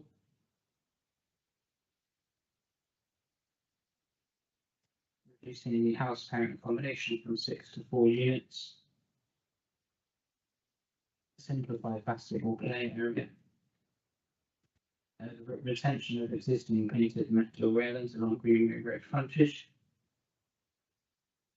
Some new trees. The moving of the substation. The removal of 2 trees identified to facilitate site access, but with new trees included.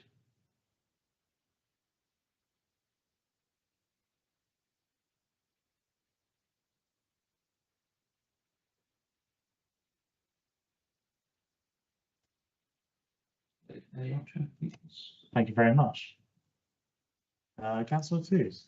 Just a quick general question. The footbridge, I presume that is proposed to be a Taunton School only footbridge.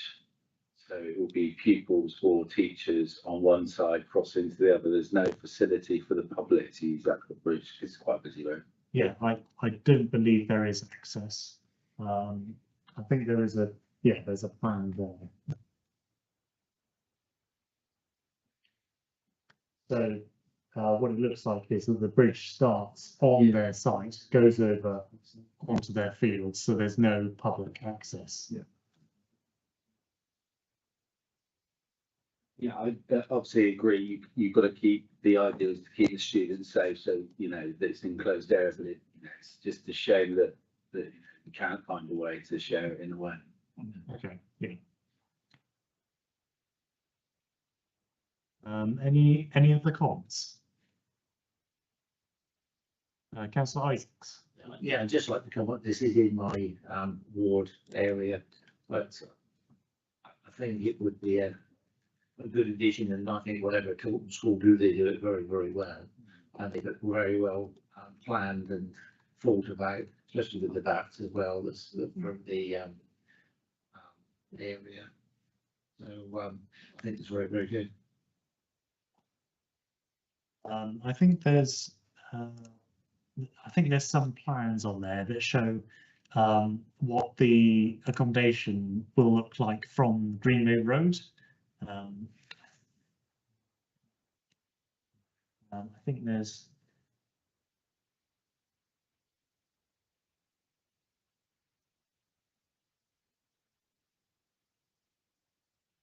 there was a document that showed it.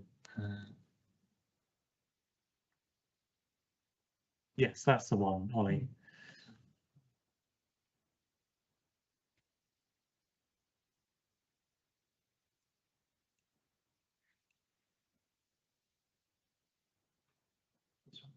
Yes, thank you.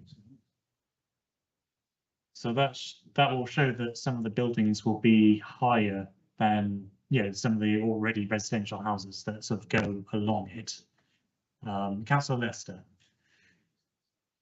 Obviously, the access to the security of the children's paramount, but can we comment that is there an opportunity to consider the bridge having community access, so it being a public footbridge over the road? Yeah, would we be able to ask? Yeah. Make it one of our sort of comments to ask about whether there would be a potential for outside of school hours access to the public. I guess that would come under maybe number 7. So that is access. Highway safety. Councillor Stainthorpe. Just one quick question, I think, on the bridge, so, yes, asking if there would be a possibility to have public access, but I would suspect the bridge may not actually comply with public regulations for access in terms of disabilities. It may be a fairly easy bridge to get kids across the fields, in which case we couldn't have it for public access because actually it wouldn't be accessible for all public. That is true. So I think that would be the issue. Okay. One of my concerns is that on that diagram, it showed that some of the windows were looking out, onto the public road. Will they be some frosted windows, or will they be clear? Because obviously that could be a bit of a concern about safeguarding.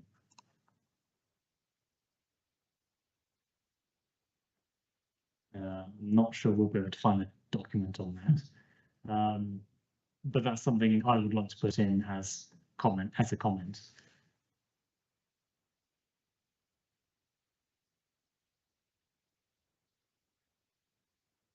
Okay, I think we're probably looking to approve this application, but with the comments that we mentioned. Is there who would like to propose that? Councillor Isaacs, seconding Councillor Toots. Okay, please raise your hands if you approve of that. Thank you, that's unanimous.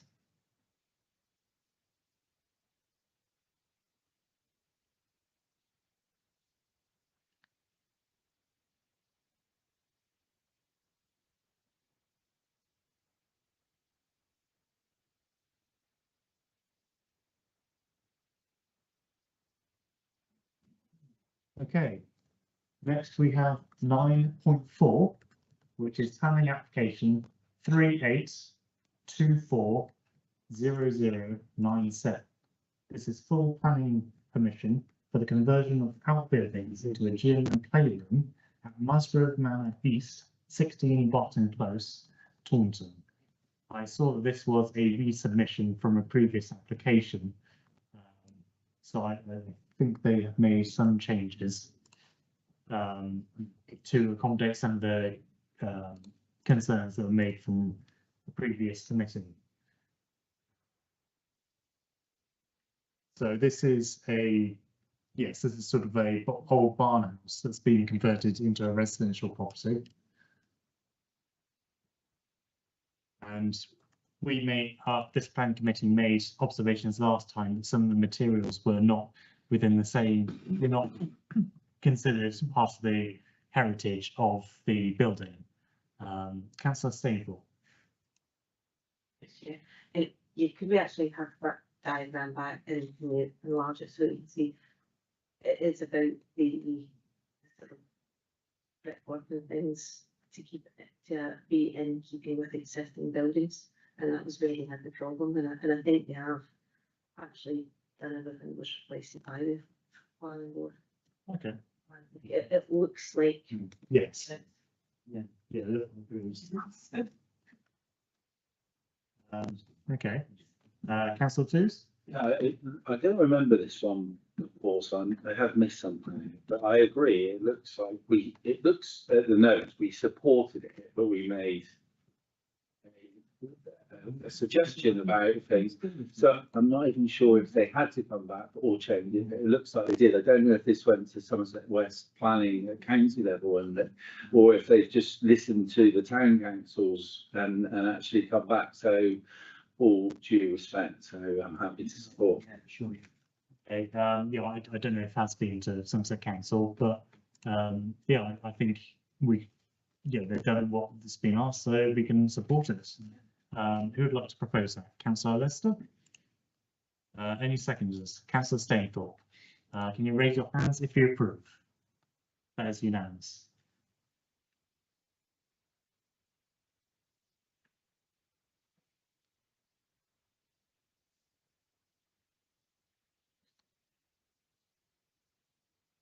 Okay, the next planning application is 38230394A.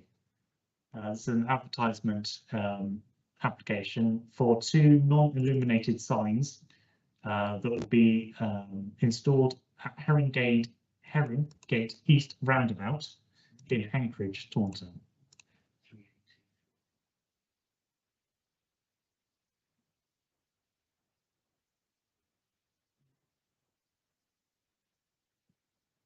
Councillor Toots. I haven't properly looked at this, but I seem to remember the committee discussing advertising on roundabouts before, and we were unhappy. I'm genuinely unhappy with that. So I'm just trying to recall to make sure we're consistent on our outlook. I can't remember if we refused or supported. I'm conscious that this probably raises money for the county council because of their logo at the bottom, and I don't know if it goes through when it moves on, but I just wanted us to try and recall what we said last time to make sure we say the same things this time. Yeah, I agree as well. Yep. Marcus. Thank you, Chair. As the committee previously considered this, they've looked at the highways advice memo, which says that the road safety audit team do not advocate the placement of advertising signs on the highway network that can distract drivers, increasing the potential for collisions to occur. So I think previously you haven't objected, but you just made a decision to not make any comments on the. Yeah. Do that again. Okay. Yes, I do know the signs are sort of 1 metre wide by half a metre high. So I guess the recommendation is that we don't approve or reject, but simply leave it without comment. Is there anyone who'd like to propose that? Sorry, it wasn't without comment, it's to actually refer to the guidance. Okay, all right, so to make comments to refer to the highways guidance on advertising at roundabouts. Okay, Sam Lester to propose that. Any seconder? Councillor Isaacs. Okay, please raise your hand if you approve of that recommendation. Yeah, that's unanimous.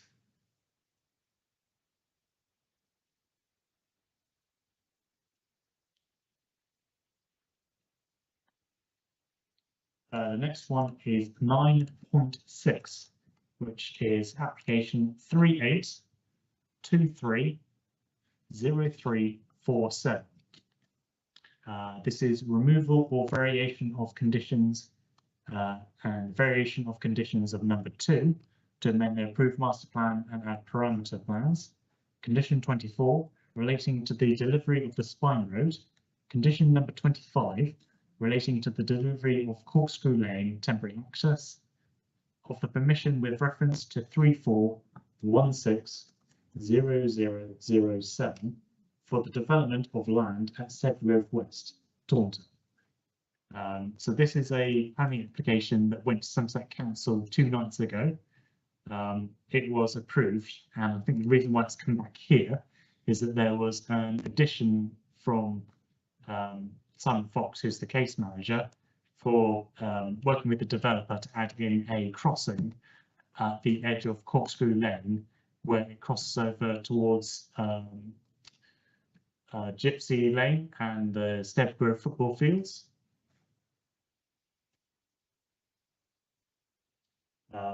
So, yeah, as I say, it's already been approved, so we only really be sort of making discretionary comments, really. Councillor Stainthorpe.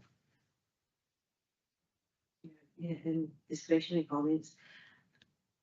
I take it nothing that we raised has been addressed in terms of how dangerous that access to that development potentially will be. Well, it was part of obviously the comments we would have made on it would have been part of the report that Simon Fox presented to the Somerset councillors when it went to the committee 2 nights ago. I hope. Is this bad thing? Trying to figure out, is this the bad thing? It's the right angle turn, isn't it?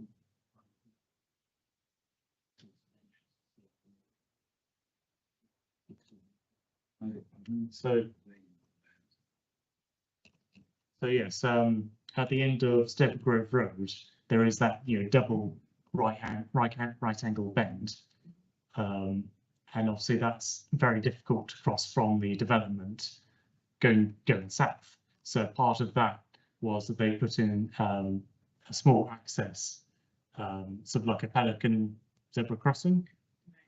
Okay. So it's another. So it's an additional. So it's Yeah, so that's the addition of what it's coming back to us. This is okay. If we go back to the list, Marcus, I think it comes under section 73 of Corkscrew Lane. Additional information on 9th of December.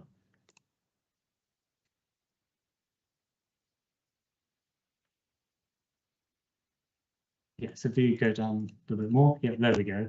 So that's where you see the 2 double bends, and that zebra crossing is what was additionally proposed, and that was part of the approved application from 2 days ago. Councillor Lester. Just for my orientation, is that opposite the entrance to the youth football pitches? Yes. Right, okay, thank you.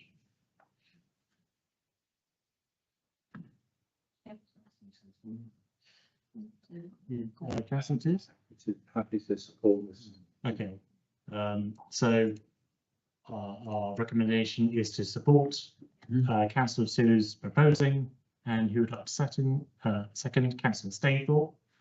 Please raise your hand if you approve. That is unanimous. Holly? Look for a time extension. Yeah.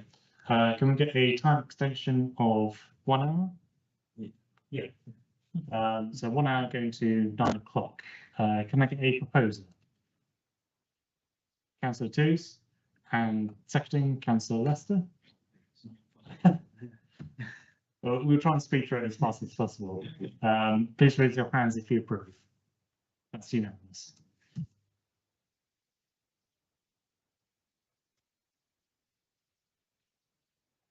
Okay, I think we've got there's two coming up where their houses right next to each other, so we'll hopefully be able to do them quite quickly.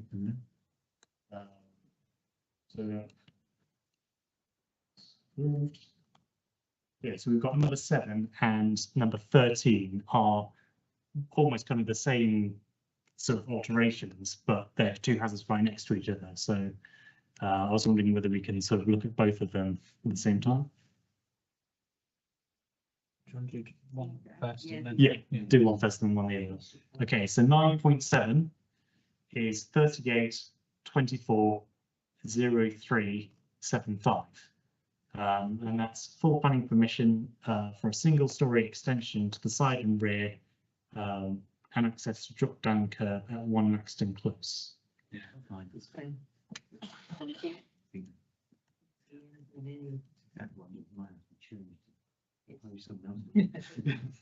It's single story, Yeah. it's not overlooking anything, there's a boundary between the two houses. Just widening the house, the dog house. I think it's a fairly, I think, Microphone. sorry, I think it's a residential, a fairly standard residential application. I don't have any issues with this one. Okay. Councillor Stainthorpe. Next year, yeah, I had a look at it, and I think it'll be a good improvement to the house, which helps with improvements. And there's nothing, it's not overlooking anything. The boundary between the neighbour and house is really clear, and the drop curb at the front, it's just widening the drop curb at the front. So I don't see any issue there with potential problems in accessing. Yeah, we'll support it. Okay. All right. I suppose my only comment when I first saw it is that one of the purposes of it is to allow access for 2 vehicles into the driveway. And I thought, it's quite a short driveway. I don't know whether that would fit. But then I looked on Google Maps and they did show 2 cars in there anyway. It's doing it anyway, just. Yeah. So and the widening there. Yeah. So yeah, I'm happy to approve as well. Do I have a proposer for approving? Simon Lester, and seconding Judy Stainthorpe. Please raise your hands if you approve. That's unanimous.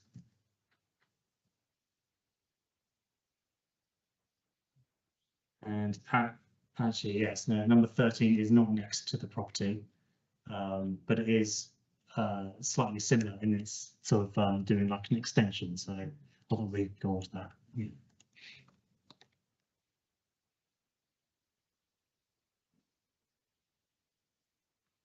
So 9.13 is 38 24 0399, which is full planning permission, erection of a single-story wraparound extension to the side and rear with conversion of garage into ancillary accommodation, 3 Ilminster Road, Taunton.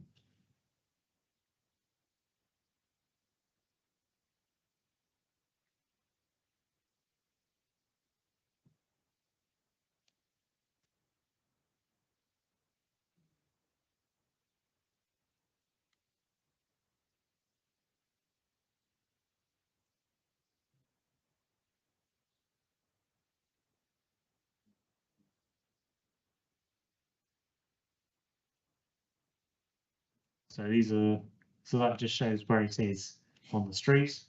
And obviously Ilminster Road is sort of next to the roundabout that connects, that's, near sort of Hamilton Park. Oh, I know, sorry, yeah.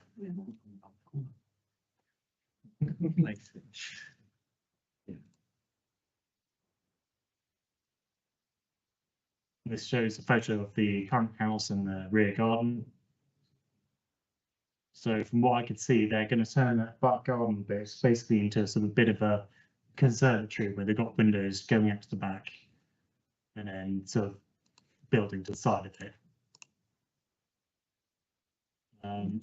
Any comments? Councillor Stainthorpe. I think it looks a really nice house. I think it's a really nice improvement. On the plan committee, it's my ideas, but there's no issue with this. It's not overlooking anybody. It's an improvement to the house. Okay. If there are no other comments, then I'll seek the recommendation to approve this application. Do I have a proposer? Councillor Lester and seconding Councillor Stainthorpe. Please raise your hands if you approve. Yeah. Okay, that is unanimous from all those who could vote from the committee.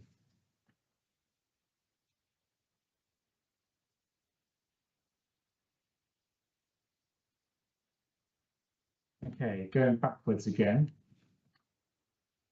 If we go to number 8 in the agenda. Sorry, number 8 within planning applications, which is 38240392 CNA, which is a change of class and application to determine prior approval for change of use of conversion from commercial building class E into 4 dwellings class C3 at 62 to 63 High Street. So I looked at this one and it appears to be the sort of the building above where Edinburgh Wooden Mill currently is. Councillor Isaacs. Sorry, Chair, I think you just answered my question. I couldn't see which side of the high street it was on. Could spin around on Google Earth, but it is that side. There's a vacant or an office, sorry, a big building empty to the side of the road, which is just used at sort of Christmas time. Okay. If you say it's that, then that's good, thank you. Yeah, so it looks like currently it's just either empty space or toilets at the moment, and they're looking to just put 4 sort of flats, 4 flats, 4 apartments there, sort of in both floors. Councillor Isaacs. Yeah, could we see where the entrance to that would be? If that's above the sort of Edinburgh Woolen Mill, is there a That's an interesting question, actually. I don't know how you access it as such. It might be.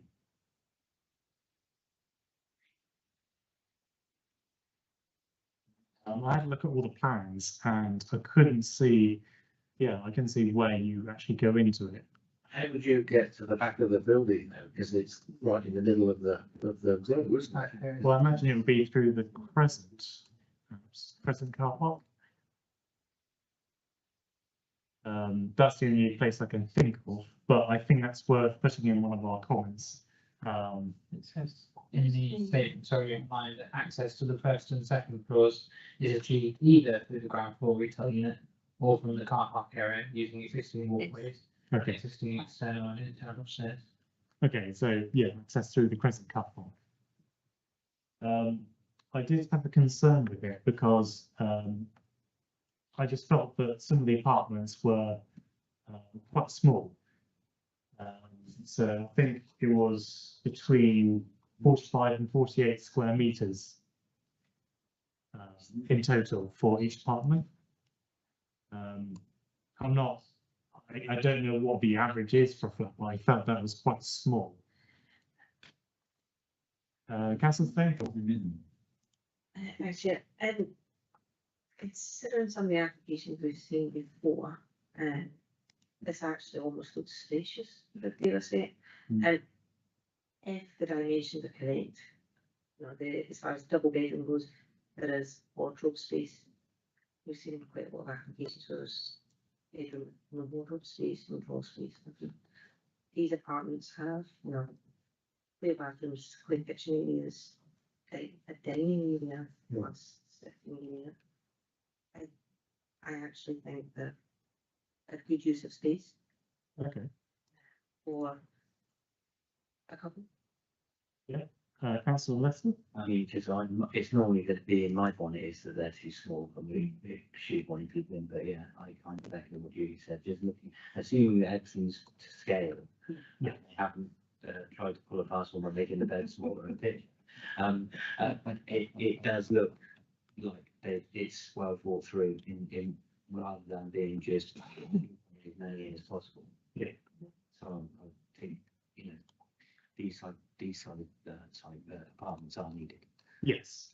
Councillor Two? So, just my normal comment on this is that, you know, if they're good quality accommodation and they're maintained, often the problem with these is they look great to start with and then slowly become worn, and but that's beyond the remit of this committee. But I am a true believer in, if we have people living in the town centre, it keeps the town centre vibrant at night, and you know, it's positive, I think. And as somebody already mentioned, you know, the market is for small one-bedroom flats for people that are coming to work at Hinckley or whatever. So, you know, they seem to be a good sign. So I'm generally supportive of this. I did look from the plans. I did see within apartment number 1, there was a ramp near the entrance. And obviously thinking about perhaps accessibility or potential trip hazard, I was wondering whether we could ask the developer whether they could install some kind of ramp or, you know, more of a safety, more safe way of accommodating perhaps the drop down. Yeah. Yes. Under access. Yes.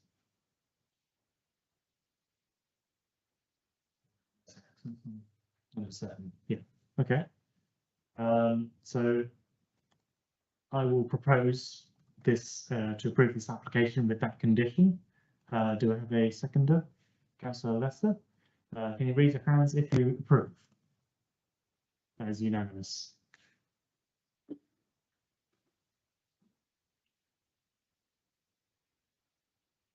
Okay, number 9 is 38240393 CMA.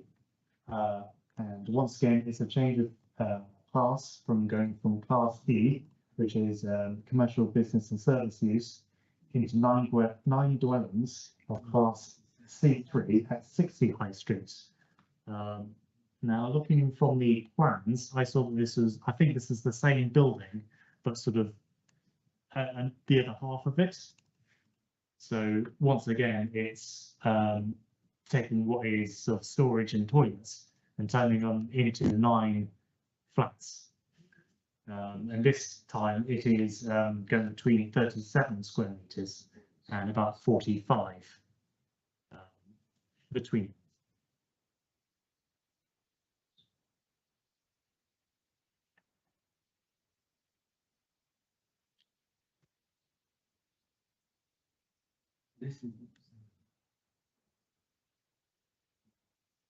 Chair, this seems to be above the Body Shop and Crown Walk, if I'm reading it right, which is not. And bar 61, yes. Okay.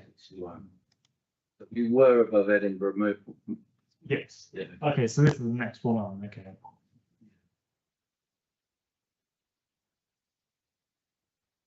I'm guessing this is going to be the similar access where you go from the Crescent car park. Are there any comments the committee would like to make? Councillor Lester. In some contrast to the previous one, these are now getting on the small side. They're bedrooms without wardrobes, so their square meterage is in the 30s, which, whilst that's legal, is, in my view, you're starting to shoehorn people in. Why 9? Why not 8? Okay. Councillor Stainthorpe. Yeah, I agree with Councillor Lester. And where we see anything above sort of 40 metres squared, they managed to fit in a wardrobe and some units in the bedroom. And anywhere below that, bedrooms are becoming very thin spaces and unlivable. I think the idea is great, and these are basically line 80. We have a problem with housing, and there's a lack of housing, especially for sort of single people and couples within the Taunton area. So, you know, we want to get these right, but I would just question the size of some of the smaller units within the overall plan. Okay. Marcus? Yeah, thank you, Jack. Just in relation to the space, in the planning statement, it says that developments are required to adhere to the nationally described space standards of 30.9 square meters. But then some of these, they're below that, there's 30. So that's wrong. 40. And there's no cedars. Yeah. They can say that if they're not in the plans. No. Okay, well, I'm getting the feeling from the committee that we should reject this application, making the comment that some of the apartments proposed are below the recommended legal standards. Okay, do I have a proposer for that? Councillor Lester and a seconder, Councillor Stainthorpe. And can you raise your hands if you agree with that? That is unanimous.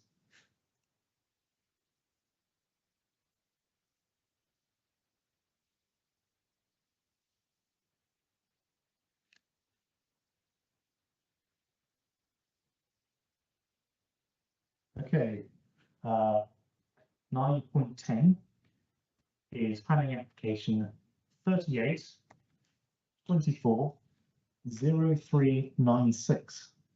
This is retention of building works and an erection of extension to provide storage space for the restaurant and enclosed paved area of 16 Heron Gate, Taunton. Retention of part works already undertaken, which is the case where this is basically a bit of a retrospective plan application. From what I saw from the plans, the Sunset and Sala restaurant, they built what seemed like a temporary extension to their building, where it was basically made out of sort of fibre wood, and it didn't look very secure.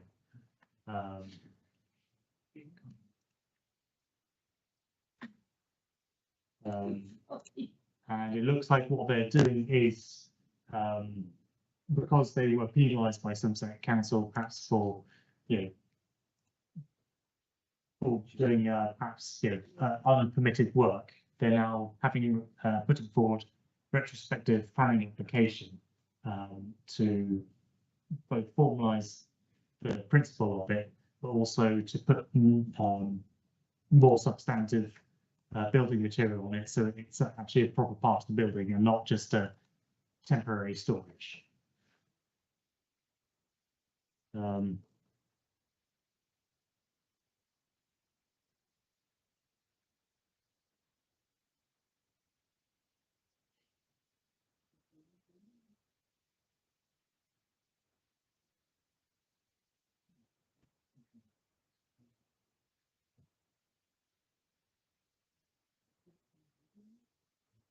Are there any comments? Councillor I don't know if anyone can help me with this. I thought I read last night that that's staying that the actual structure, but they're going to clad it. So as long as that's permitted and everything, then I'm happy with it, because it needs to look a little bit better. But in terms of its location and what it's being used for, you know, I'm comfortable with it. It's just at the moment it needs sorting out a little bit. Yes. Councillor Stainthorpe. Yeah, I agree with Councillor Tuesday. It obviously just needs to make sure that it does pass building regulations, I am assuming. And I know it probably the size of it probably doesn't need to go for a planning application, because it's probably not more than, it's not residential now, so I don't know where it lies, but we make sure it falls on this in terms of safety. Okay, we can put that as a either object or not approve or reject, but as a comment. Approve it. Forming of meetings. If we don't know it's it's legal planning regulations, I wouldn't want to approve that. No, that's right, yeah. I think maybe we need to probably just comment. Say.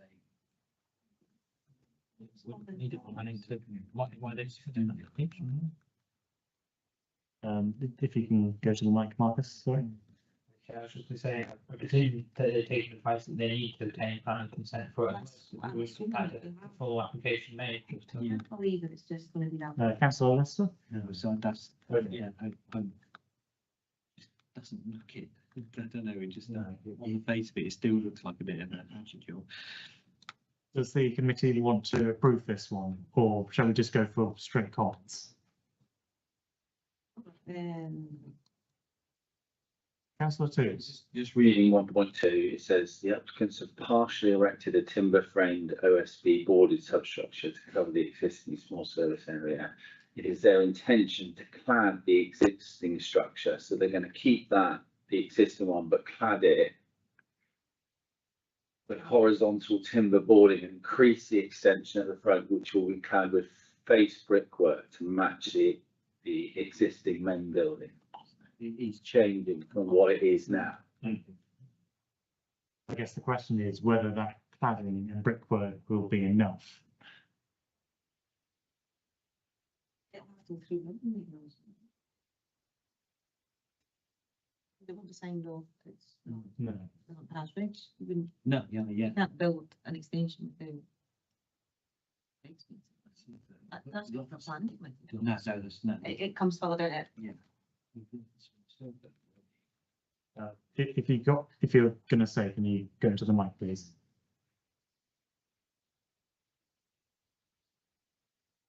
Councillor Stainthorpe. Yeah, it's just not very clear. I think that's the concern. Can we have some clarification back to the planning committee? I mean, we do meet again in January. I know it might not be ideal for the applicant, but we do need to know what the materials are and that it is of safe, that it meets the regulations, basically. Okay, in that case, I guess we can put in the recommendation of, again, not approve or reject, but comments to ask whether the materials and the structure that is proposed would meet the national planning regulations for this kind of use for storage. Do I have a proposer for that recommendation? Councillor Lester, and a seconder. Councillor Stainthorpe, can you raise your hand if you approve that recommendation? That's unanimous.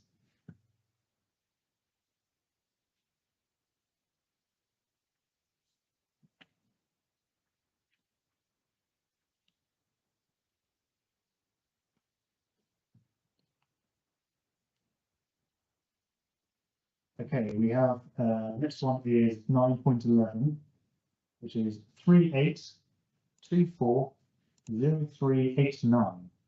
Full planning permission, correction of an extension to the club shop at Somerset County Cricket Ground in St James's Street. From what I saw from the plans, this just seems to be an extension to a building that's already there. It's not near any other building. I don't see any particular problem with it. Are there any comments, Councillor Twos? I agree, Chair. This is because there's a women's team starting next year, I believe, in the shorter form of the game, and they're putting all the players on in one sort of side. And so this is being sort of forced upon the shop to change locations and to lose one location and make the one location bigger. And it's in the curtilage of the stadium, so I don't think there's any problem with this at all. Okay.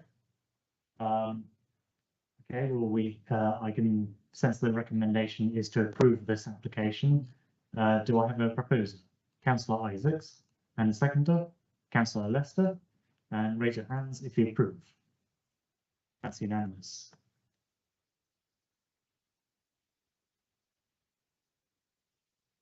Okay, and the final planning application for this evening is 9.12, which is 38240395. This is full planning permission for erection of a single-storey extension to the side and decking area at 4 Contro Rise, Taunton. Councillor Stainthorpe. Yeah, I know this area quite well. It's obviously it's in control. First considerations are that there are two sort of objections, not necessarily objections, but comments from neighbouring residents. And it is to do with the area that the house has been overlooked. So I think it's something we just need to look at. It's more to do with fencing than, you know, it's not The application itself. it's not the building, it's actually the decking that's the bigger problem. And it's because it's raised and the fence at the bottom of the garden wasn't replaced. So when you put that decking in, it's going to look straight into the neighbour's house at the back. Okay. But I sort of understand it seems a bit odd that they've put in an application when something like that is so easy to actually rectify it immediately.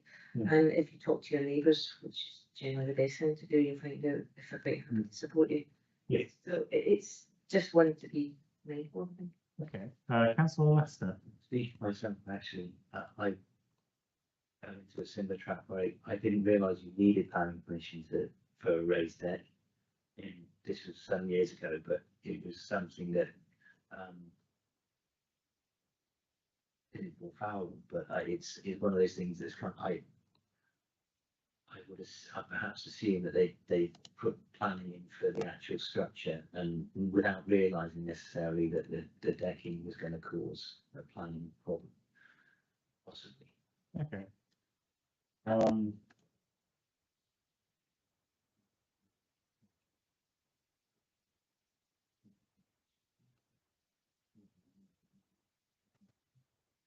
Yeah, so I think I saw the one of the complaints was from the resident of Flying Trees, which is just sort of a bit further down, but opposite backs onto it. Yes. Would we be able to put in the condition asking about the repairing of fences, or does that go outside what we can say as a planning committee? I guess that would be sort of number one, overlooking loss of privacy. Yeah. Okay. And also other, so that's to do with taking. Also further information regarding was boundary line with number 6. It just raises privacy measures. And that's from the proposed extension will be directly on neighbouring houses. Yeah. So they just need to sort of privacy of their neighbours. Okay. So I'm thinking that we put in a recommendation to approve the application, but with the condition of, number one, that it might be overlooking, 2 neighbouring houses, and they should make consideration for their neighbours. Okay, do I have a proposer for that recommendation? Councillor Stainthorpe, and a seconder, Councillor Lester. Raise your hands if you approve. That's unanimous.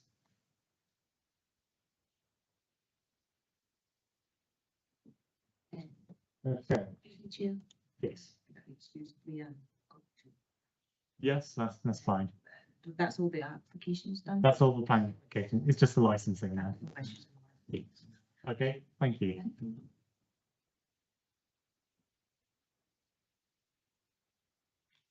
Okay, the next agenda number 10 looks at the licensing applications made to the council that we can say whether we approve. First one is 10.1, which is application for pavement license. An application regarding a renewing of the license for tables and chairs outside Green Days which is number 45.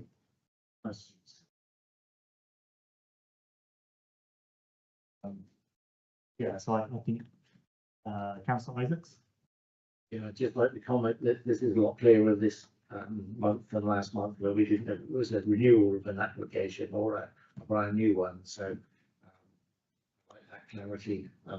I've looked through and I don't see any problem with recommending this one. Okay. Yes, no, it's definitely a lot better to know whether it's new or not. Yeah, I looked through it myself. I didn't see anything that is bad about it. Any other comments? No. Okay, go to recommendation to approve. Proposer, Councillor Twos, seconder, Councillor Isaacs, raise hands to approve. That's unanimous. Okay, next one is 10.2, NA 58774, application for a street trading consent, application for another year of street trading for the Taunton Farms Market in the town centre. Consent would be identical conditions with dates and timings, and the market in the same layout as previous years. So again, same as before. A proposer to approve. Just going to say, Jake, can we go to the vote? This is the farmers market, it's well established, there's no changes.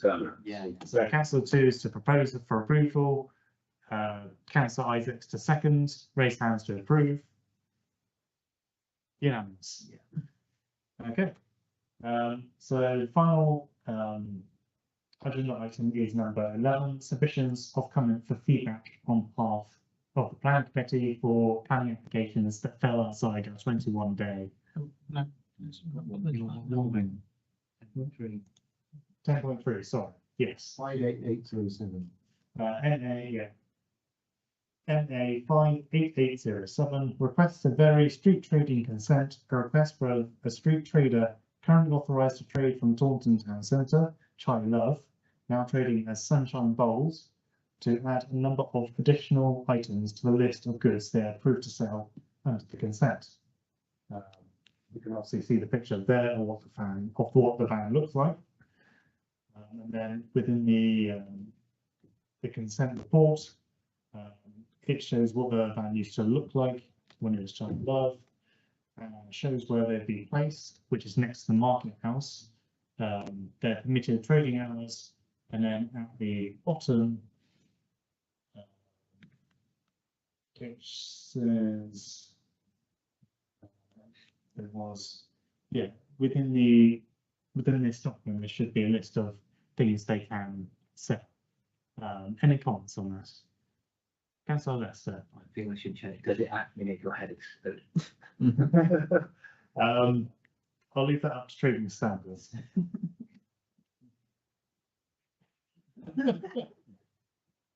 I saw this van at the weekend when there was the market on, and yeah, they seem to operate okay. Any other comments? Sorry, Marcus. Okay.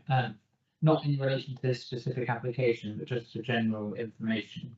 I understand that Somerset Council have made all of those town centre traders that currently use the electrical units in town centre aware that they will be ceasing to support the costs associated with this by the end of March. But we are working with them to understand whether we can support them with that in terms of the splitting out the supplies.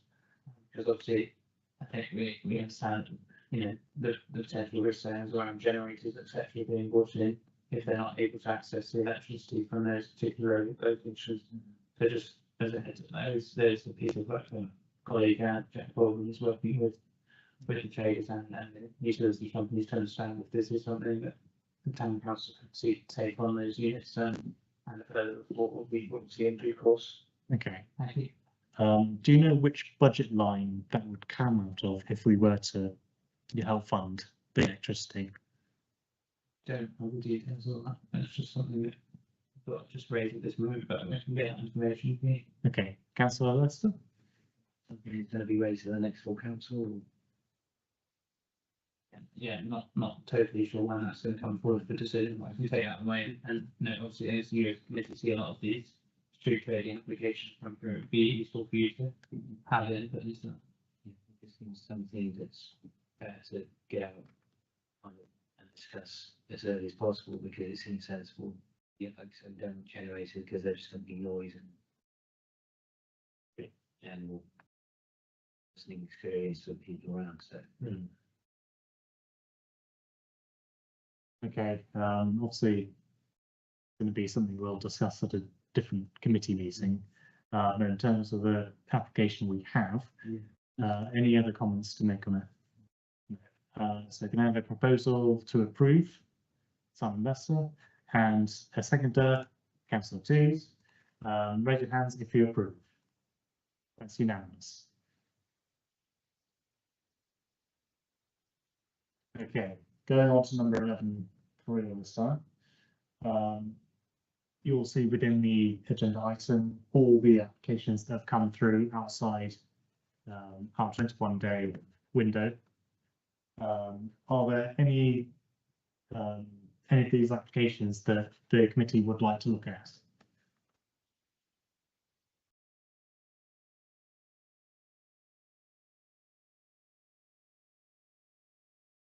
Councillor Twos. Just looking at the one on Priory Fields, just trying to work out which business it is, sorry. Near my, Unit 2. chain. I think it's Pets at Home. There's Pets at Home, Yeah. okay. Thank you. Do you still want to look at it? No, not this, no, it's no chair, just. Not if that's the extent, then it's fine. Okay, we do have the Cometro Lane applications highlighted in bold. The committee wants to look at that one, which is 42220063.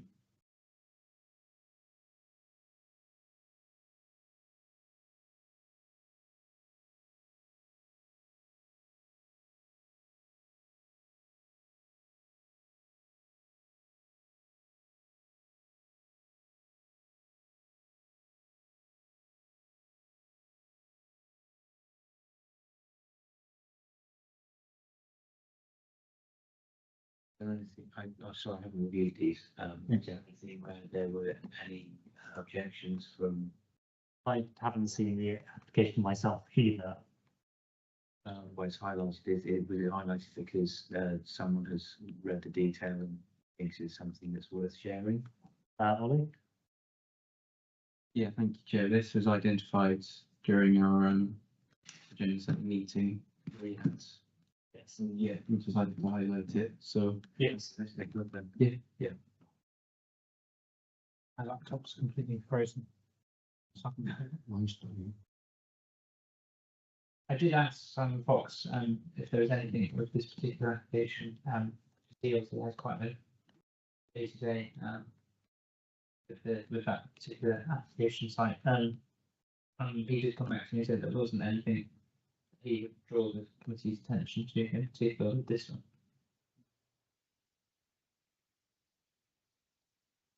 Do we know what, sorry, Chair, do we know what actually is, what it's changing now?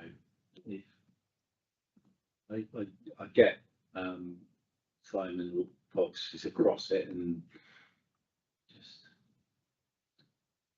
Well, it's a reserved matters one, so I imagine it's just look at the, how the structure of the houses will look from the inside. But again, I don't know what, if there has been any particular changes or, and as Simon Fox, case officer, has been referenced to, there isn't any particular scary thing happening with it. So it's up to the rest of the committee whether they want. School Chair. Yeah. Yeah. And Rotten, yeah, okay, all right, we can just so we can note these other applications then. So can I have a proposer for that? Councillor Isaacs and a seconder. Councillor Twos, and all those in favour, raise their hands. That's unanimous.